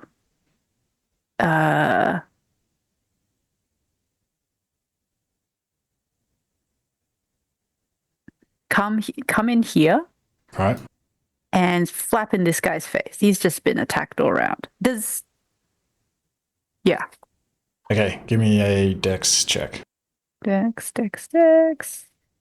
And is there any like penalty for being flanked or anything? No. Okay. Nice. Leaf is okay. Okay, Leaf is okay. So he flew like 1, 2. And then he's gonna fly back here. All right. This one down here kind of pulls itself away from these gnashing pincers of this undead ant insectoid. It is going to do its best to attack back with its spear. Looks like a hit. Ooh.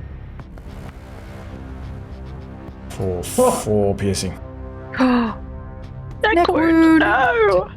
I love her. She's my favorite.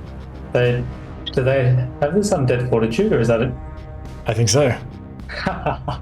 Ooh. So the first time the zombie is reduced to 0 hit points by damage that isn't radiant or from a critical hit, it's instead reduced to 1 hit point, falls prone, and is stunned until the end of its next turn, appearing to be dead. I'll just cast it so that we know that you've used it. And put the prone on it. And it like falls back against the tree with its neck wound open again. Okay. This antfolk, thinking that it has taken care of this zombie, is going to throw its spear that it's holding at Ratty. At disadvantage. Because you use your shield? Okay. Yeah. So that's Make my sure you reaction used. Use that feature. You should be able to just click on it. Yeah, I'm going to post it. I'm also just going to mark that my reaction's been used Alright. quickly, so I don't forget. I'll just use this short bow to make the attack. Okay, nice. Completely misses it. How do you block that spear? So I reckon as it's like flying through the air, I see it, I spot it, and I've got my shield here, and I just kind of step in front and like barge it back and then jump back into where it was. Awesome. So you not just to crowd ready too get much. the spear with the shield and it just like bounces off it. Yeah. Okay, cool. It is then going to run over to Reddy while it's drawing its other spear. And it has another spear on its back. Okay. This one... it doesn't know what it's going to do. It is just going to attack one of these... Can't see Vindaros, although it's pretty aware that you're there, but it's just going to stab wildly at one of these zombies. The one to the north. It misses. Oh no, it hits. Oh yeah. For 4 piercing. 4. For 4. And it'll follow up with a second attack. Oh my gosh. So many 4s. Okay.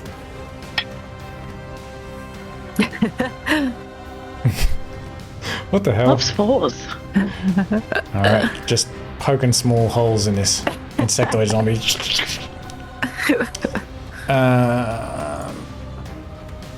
Yes, that's all it's going to do. Twig. Okay.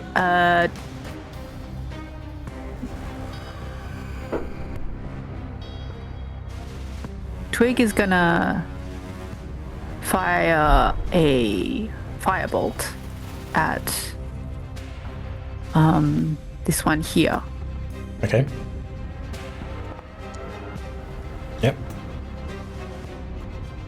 do some damage. Plus 1d4. Epic. It's just like a- blown Whoa. back. It lands just before the webbing. The fire like spreads just a little bit along the leaves, like towards the webbing, but just Ooh. stops like just short of it. Like, it just lies here burning for a moment. Cool. That's kind of bigger than he intended. It's like woof woof. Kind of almost singes his eyebrows. Okay, I think Jefferson is gonna move forward. And he's gonna try and aim through these trees and like past this zombie to attack with advantage on that guy. Okay. It'll have a little bit of cover. Yeah, you're okay. You hit it. Ooh, okay.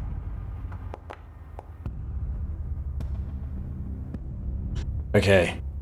It that one just goes like straight into its big black ant eye, and it just Ooh. as it's like trying to poke holes in this zombie, it just like freezes in place and then just collapses. Dead. Sweet. Okay. It's gonna hide there. Oh, hide here. Okay. Enter. All right, this one down here, it's still stuck in the web. It's gonna do its best to get out. What is it? DC 16. Yep. Okay, Yao Mei. All right. So Ayame is going to move. It's going to move to here, so he can better get at this ant that was going for Reti. Kind of interrupt his plans. All right.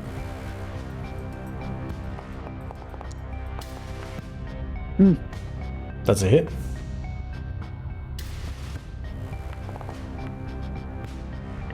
Oh. All right, cool. Try again. It hurts it. It looks hurt. That also hurts it. Good, good. Every little helps, as they That say. hurts it a lot more. It does. And then Milo Mortally is hurt. gonna. And Milo appears. He's gonna maybe step forward to there. Oh no. Sorry, no, he's gonna come through here. Can he shoot at one of the ants down here? Or Yeah. are the zombies in the way? If I try and aim at the one near the web. This one, it'll have a little bit of cover. Okay, well I'm still gonna try it with the short bow. Actually, maybe it won't really. No, I think you can do okay at that one. Okay, cool. That will hit. That hits. Yay! It tries to like raise its shield with one of its forearms, but the arrow just straight past the shield, just gets it in the chest. Cool. And then he's just going to step back a little bit. He can't quite hide with his movement, so I'll enter there. Okay. Doris. Okay.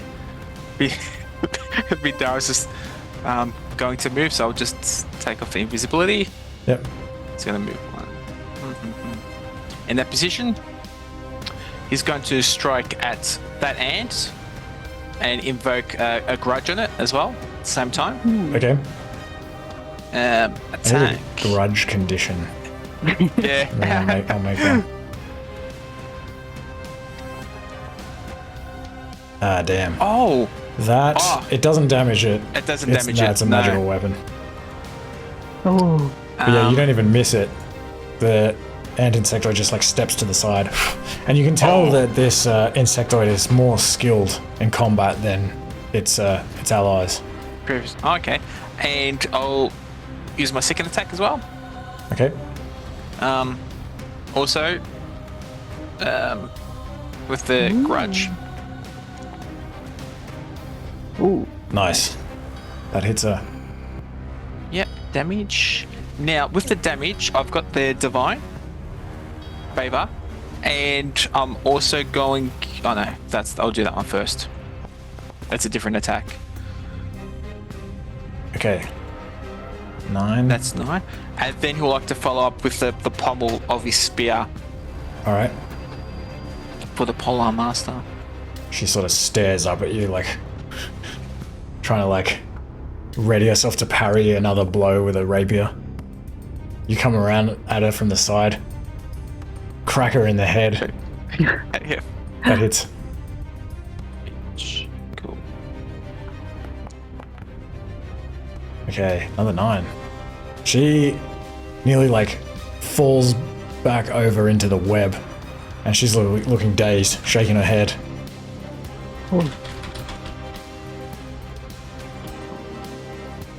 Okay. Alright. She kind of shakes her head, snaps to. She's going to... Yeah, she'll just... I guess she's just going to make another couple of attacks with her rapier. Yep. Sorry. If you want to do your I forgot to use Anki. Oh yeah, that's alright. Yeah. I would... 1, 2, 3. Can you move her? Yep, I'm just trying Yes. to...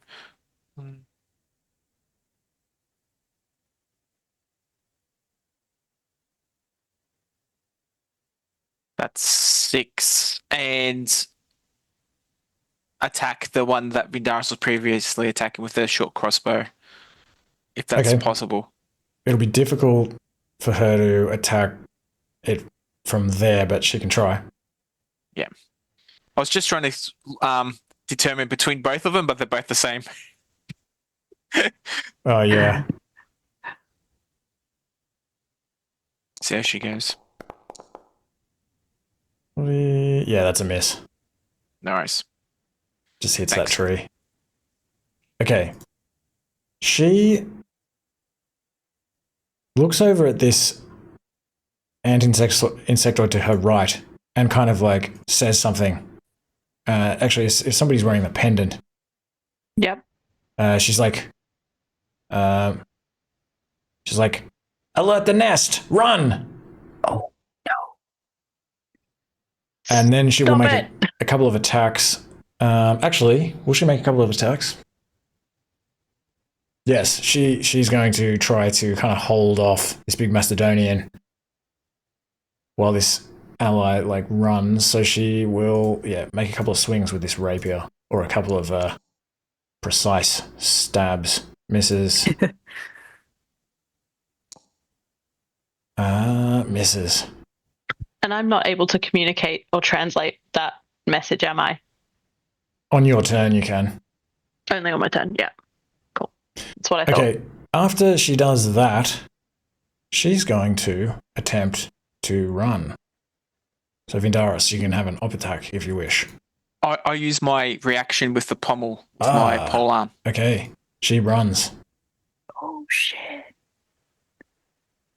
She gets all the way down to here. All right, ready. Changes things slightly, maybe.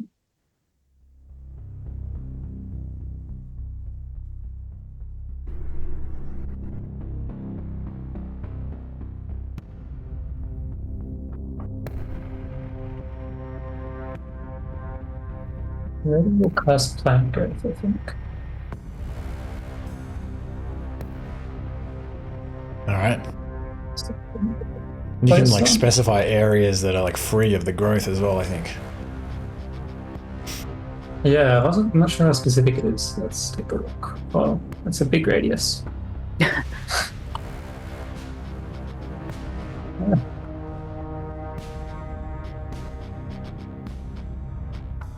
Wow. Yeah. Let me read it.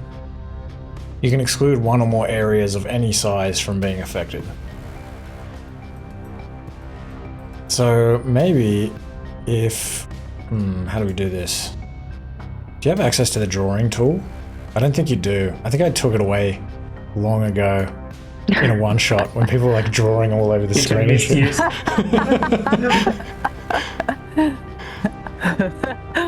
That was like years ago in the United States. And it's like still... Yeah.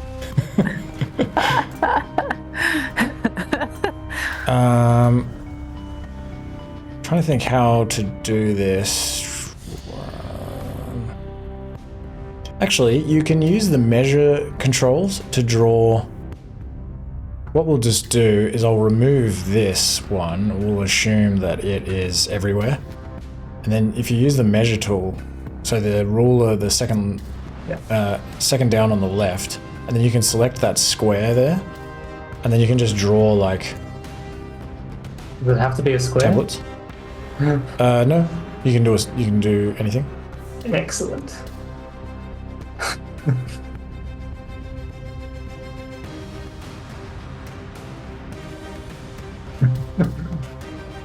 Sweet. I'm just gonna stay here. If I click, oh no, how do I get rid of that? Can you just click it? Double click it? No. Oh, what were you using? I was doing control click. Maybe that's why. Oh yeah, you've got to like draw like a template with one of these. I don't think it'll give you a... Here, let me just do approximately what you're trying to do. Or we'll just say that basically what you're trying to do, right, is draw it around your allies. Is that correct? Yeah. Okay, so everyone that's like sort of beyond the general zone of the allies is like outside in this like area of like all of the grasses and the weeds and various bushes and vines and other things kind of like begin like kind of growing up from the ground. Like it actually becomes, I think, like pretty difficult for you to even see as all of this plant life grows out of control.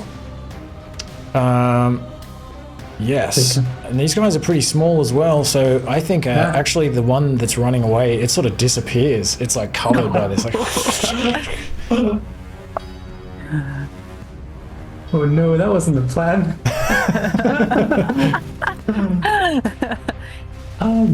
I'll just say the people around me, I guess, in Savannah, remember to keep one alive. Okay. I think that's my turn. So can Flint see this one to shoot at? Yeah, that one. Yep. Flint will take the shot then. Okay. It's just kind of on the edge of all these brambles and ferns. Yep, that hits. Okay. 3 piercing. Alright. Okay, it is going to take the... is it going to disengage? Kind of looks over its shoulder, it sees all of this growth. Sorry, Halo of Spores as well. Oh yeah, go for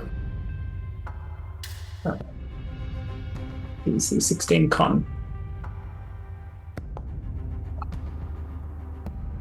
Awesome.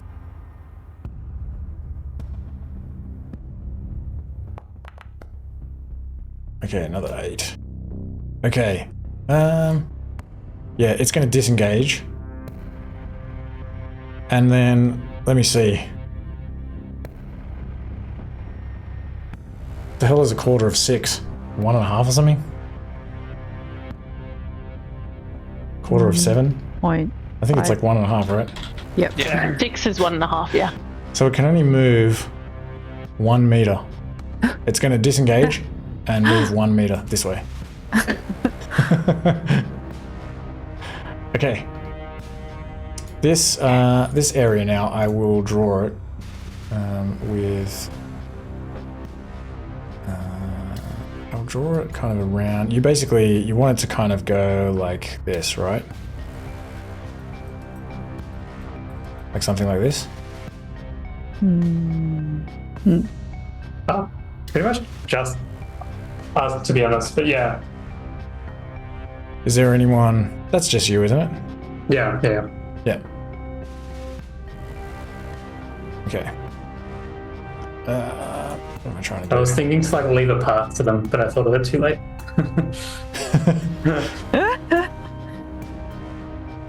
Okay. All right. Zombie ant person. I guess maybe just move to the move to the tree line. Dash to the tree line. Okay. And just kind of stop there stupidly. Same as this guy. All right. Leaf. Can Leaf see any of these ant people anymore? From 3 meters up, yeah.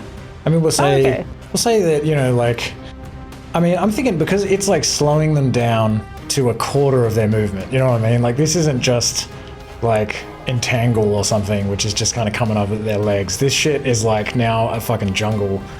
If it's gonna slow them down to like 1 meter, like, you know what I mean? So I'm thinking you can just see maybe the tops of their heads, their antennas sticking out. Maybe if they've got like a spear or something, you can see a little bit of red kind of like running through these like tall weeds and grasses and things. Okay. Well, I guess Leaf will just like sort of stay here. Okay. Twig. Okay. Twig can see antenna, or no, because he's on the ground. Well, he's also behind a tree. If I he don't think you can moves see much there. from behind the tree, can he see this guy? No. Twig's also only like a meter tall. Twig can't see shit. Actually, can Twig climb this tree? Yeah. Sorry. So if he climbs a tree, like 3 meters up, does he? Okay. It's okay without making the check. Yeah, that's all right. You got a climbing speed. Because I got a climbing speed. Yep. Okay. Now Also, you can now. There's like a tree though, like right here. No, you. Maybe you can just catch like a glimpse of it, like just past this tree. I would like to aim a ghost touch. Okay. At whatever I can see. Yeah, that hits. Okay. I'm trying to keep it alive. All right. Plus this. 5 and another 4. Okay. Okay. It is going to try to pull itself free again. Oh, did I do Dex? Correct. No, you did Oh straight. yeah, sweet. Okay. You just hear it like struggling and yelling. It's not able to escape. Yao Mei. All right. I am going to run to here and I want to attack the ant that's still hanging out. Okay, you'll have disadvantage because you're attacking That's like fine. through this. It's Still growth. gonna try. That's a hit? No, that's a miss. Yeah. Oh, sorry, Okay. yeah, I was thinking advantage, not disadvantage. That's all right. I will try again. All right. You're kind of leaving a bit of flame Oh, as you're like slicing through some of this tangle. that could have been a nat 20. Shit. End my turn. All right, Mindaris. Okay. Can I move 1 square? Does that count as 1 meter, or is that I'll still say that's like 1 a meter. quarter? Okay, so then I can move 1 more Can because you? that's my move. Well, that'll be. Oh no, 1. Oh, So you can So only the plant move growth, 1 more meter. Oh, but I guess, so if you've moved 1, so then you're on 5. So, oh yeah, we'll say you can move 1 more. yeah, just 1 more. Then I would like to Misty Step. Okay. Ooh. You have to be able to see where you're misty stepping though. To the tree. Oh yeah? Nice. I think, and that's actually there. 6 spaces. Okay. And because I casted a grudge on this, and you really wanted to run away, Yes. that creature can't hide from me with the grudge. Awesome. Fuck, I forgot about that. That's the best. Yeah, but Okay. I've used all my actions. That was my action. But that was my card to cast as an action. I missed this step. Oh wait, actually, let me double check if it's it's a bonus action. Bonus, isn't it? That's a bonus yeah, action. Misty Step's bonus action. Yeah, cool. Okay, so I'm gonna attack. Okay, you don't have disadvantage because it's just as, you and it are just equally as kind of locked up in this mess. Unless, are you going to guarantee a crit? Is that what you're going to do? Maybe. Since I can. Maybe. I'm gonna. I just need to put on some kind of. Well, I don't think it's gonna matter. I'll put cursed because it's not looking good. Okay.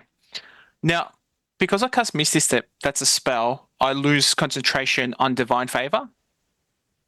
No, because it's not a concentration spell. No, perfect. But I had to sort of get this right. Okay. So I'm going to attack with the crit. All right. I should just go straight to the damage. Crit. Plus, I get 1d4 for Divine Favor. Yeah, so if you just put in what you get without doubling it, and then when you hit the crit button, it'll double everything. And you also get the 1d6 from the... And the 1d6 for the Psychic. Yep. And I also... that's fine. That's believe. I had something else. And you feel like the energy of Vraka channeling through you. Just this how vengeful, dare you try to run away from dark me? energy. You almost hear like a scream, like a roar. How do you kill this thing through these tall grasses? And I actually got 3 1s in there as well. Yeah, too. He just uses his spear, like you said. There's this thunderous energy transfers through the spear, bang through the top of its head into the ground, and sort of just you probably get a deep vibration. Mushroom cloud. Yeah, a lot of these weeds and grasses and things are kind of blown back briefly. Yeah, there's probably a patch where it's scorched. Good. Yes. You trying to run away from me? Okay. Ready.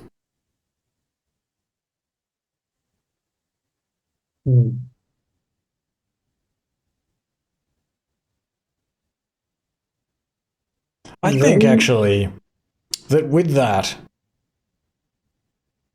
this other one over here that's stuck in these webs, you can hear it kind of crying out and struggling. This one that's just here is going to be able to move maximum 2 meters per round. I think we can say that you can kind of catch him at this point. Yeah, let's these two were hand wave aiming to keep alive. Remaining part of the combat there. Both of them will fight you though, so you'll need to do something in order to kind of keep them alive. What do you do exactly? Describe what you do. I'd love to try and knock the one out in front of me with the hilt of my sword. Just crack it right on the top of its head. Yeah, you can do see that. if I can knock it out. You can do that. It will attempt to attack you back as well. So I'm going to make one attack, and we'll assume that you knocking it out just works. Oh, that would be a disadvantage as well. It completely misses, and you're able to you just hear this as it falls back into all these plants. And you can make your way through this overgrowth and find the other ant-insectoid soldier in the webs. And what do you do with that one? Do we want to just do the same? Or do we want to try and interrogate it while it's stuck in the web? That seems kind of fun. Yeah. Yeah. Can Twig sort of take in the corners of this web and keep wrapping it around this ant guy? To the bush as well. Yeah, you can do Leave them that. stuck in there as decoration. Reddy's gonna go investigate the small explosion. It's trying to like pull this web off itself with all 4 of its hands as you're doing this, but it's sort of like No, looking no, around hush. at you anxiously as you're like. All right, so you have them in your grasp for questioning. Let's end the session there. Ooh. That's so exciting. That was so much fun. Yeah, that was so cool. We got them all, and we got some alive. That was That's cool. what we think. I That's didn't exactly expect. what we wanted. Didn't expect the big combat. Sorry. It was nearly even All bigger. I was because thinking they're not initially like, stealthy. I feel like this is going to be a lot, but maybe a bigger wave is on the way. I don't know. That was why I was so grateful that I was like, okay, maybe we just have like one as bait, and then everyone else can hide so that it seems like less of a threat. Hmm. And then hopefully that just means that less will show up initially, and we have more of a chance to like clean up the mess before the next lot arrives.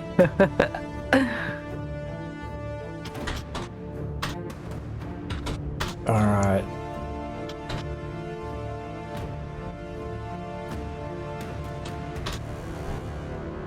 Okay. Give everyone some XP.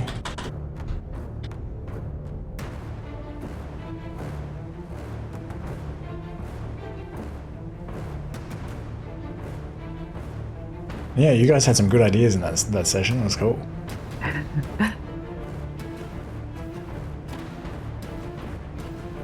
And okay, bit of catch-up XP. I love failing. Like, I'm so glad I was rolling poorly to begin with. There was a lot of ones in that. It was a lot of Yeah. on both sides. fun. Yeah. All those short bow attacks from the ants. Yeah. But it's always more fun. It just adds a bit more flavor. Yeah. So, and it worked well with like the failed stealth and stuff as well. It just happened to be Yeah, beneficial. man. If you see the combat as just part of roleplay, then like, yeah, failing is fun as well. Yeah. It's like part of the scene, part of the drama. Yeah, absolutely. Indaros. 0 XP. You said it. You said it before. You said it before I did it.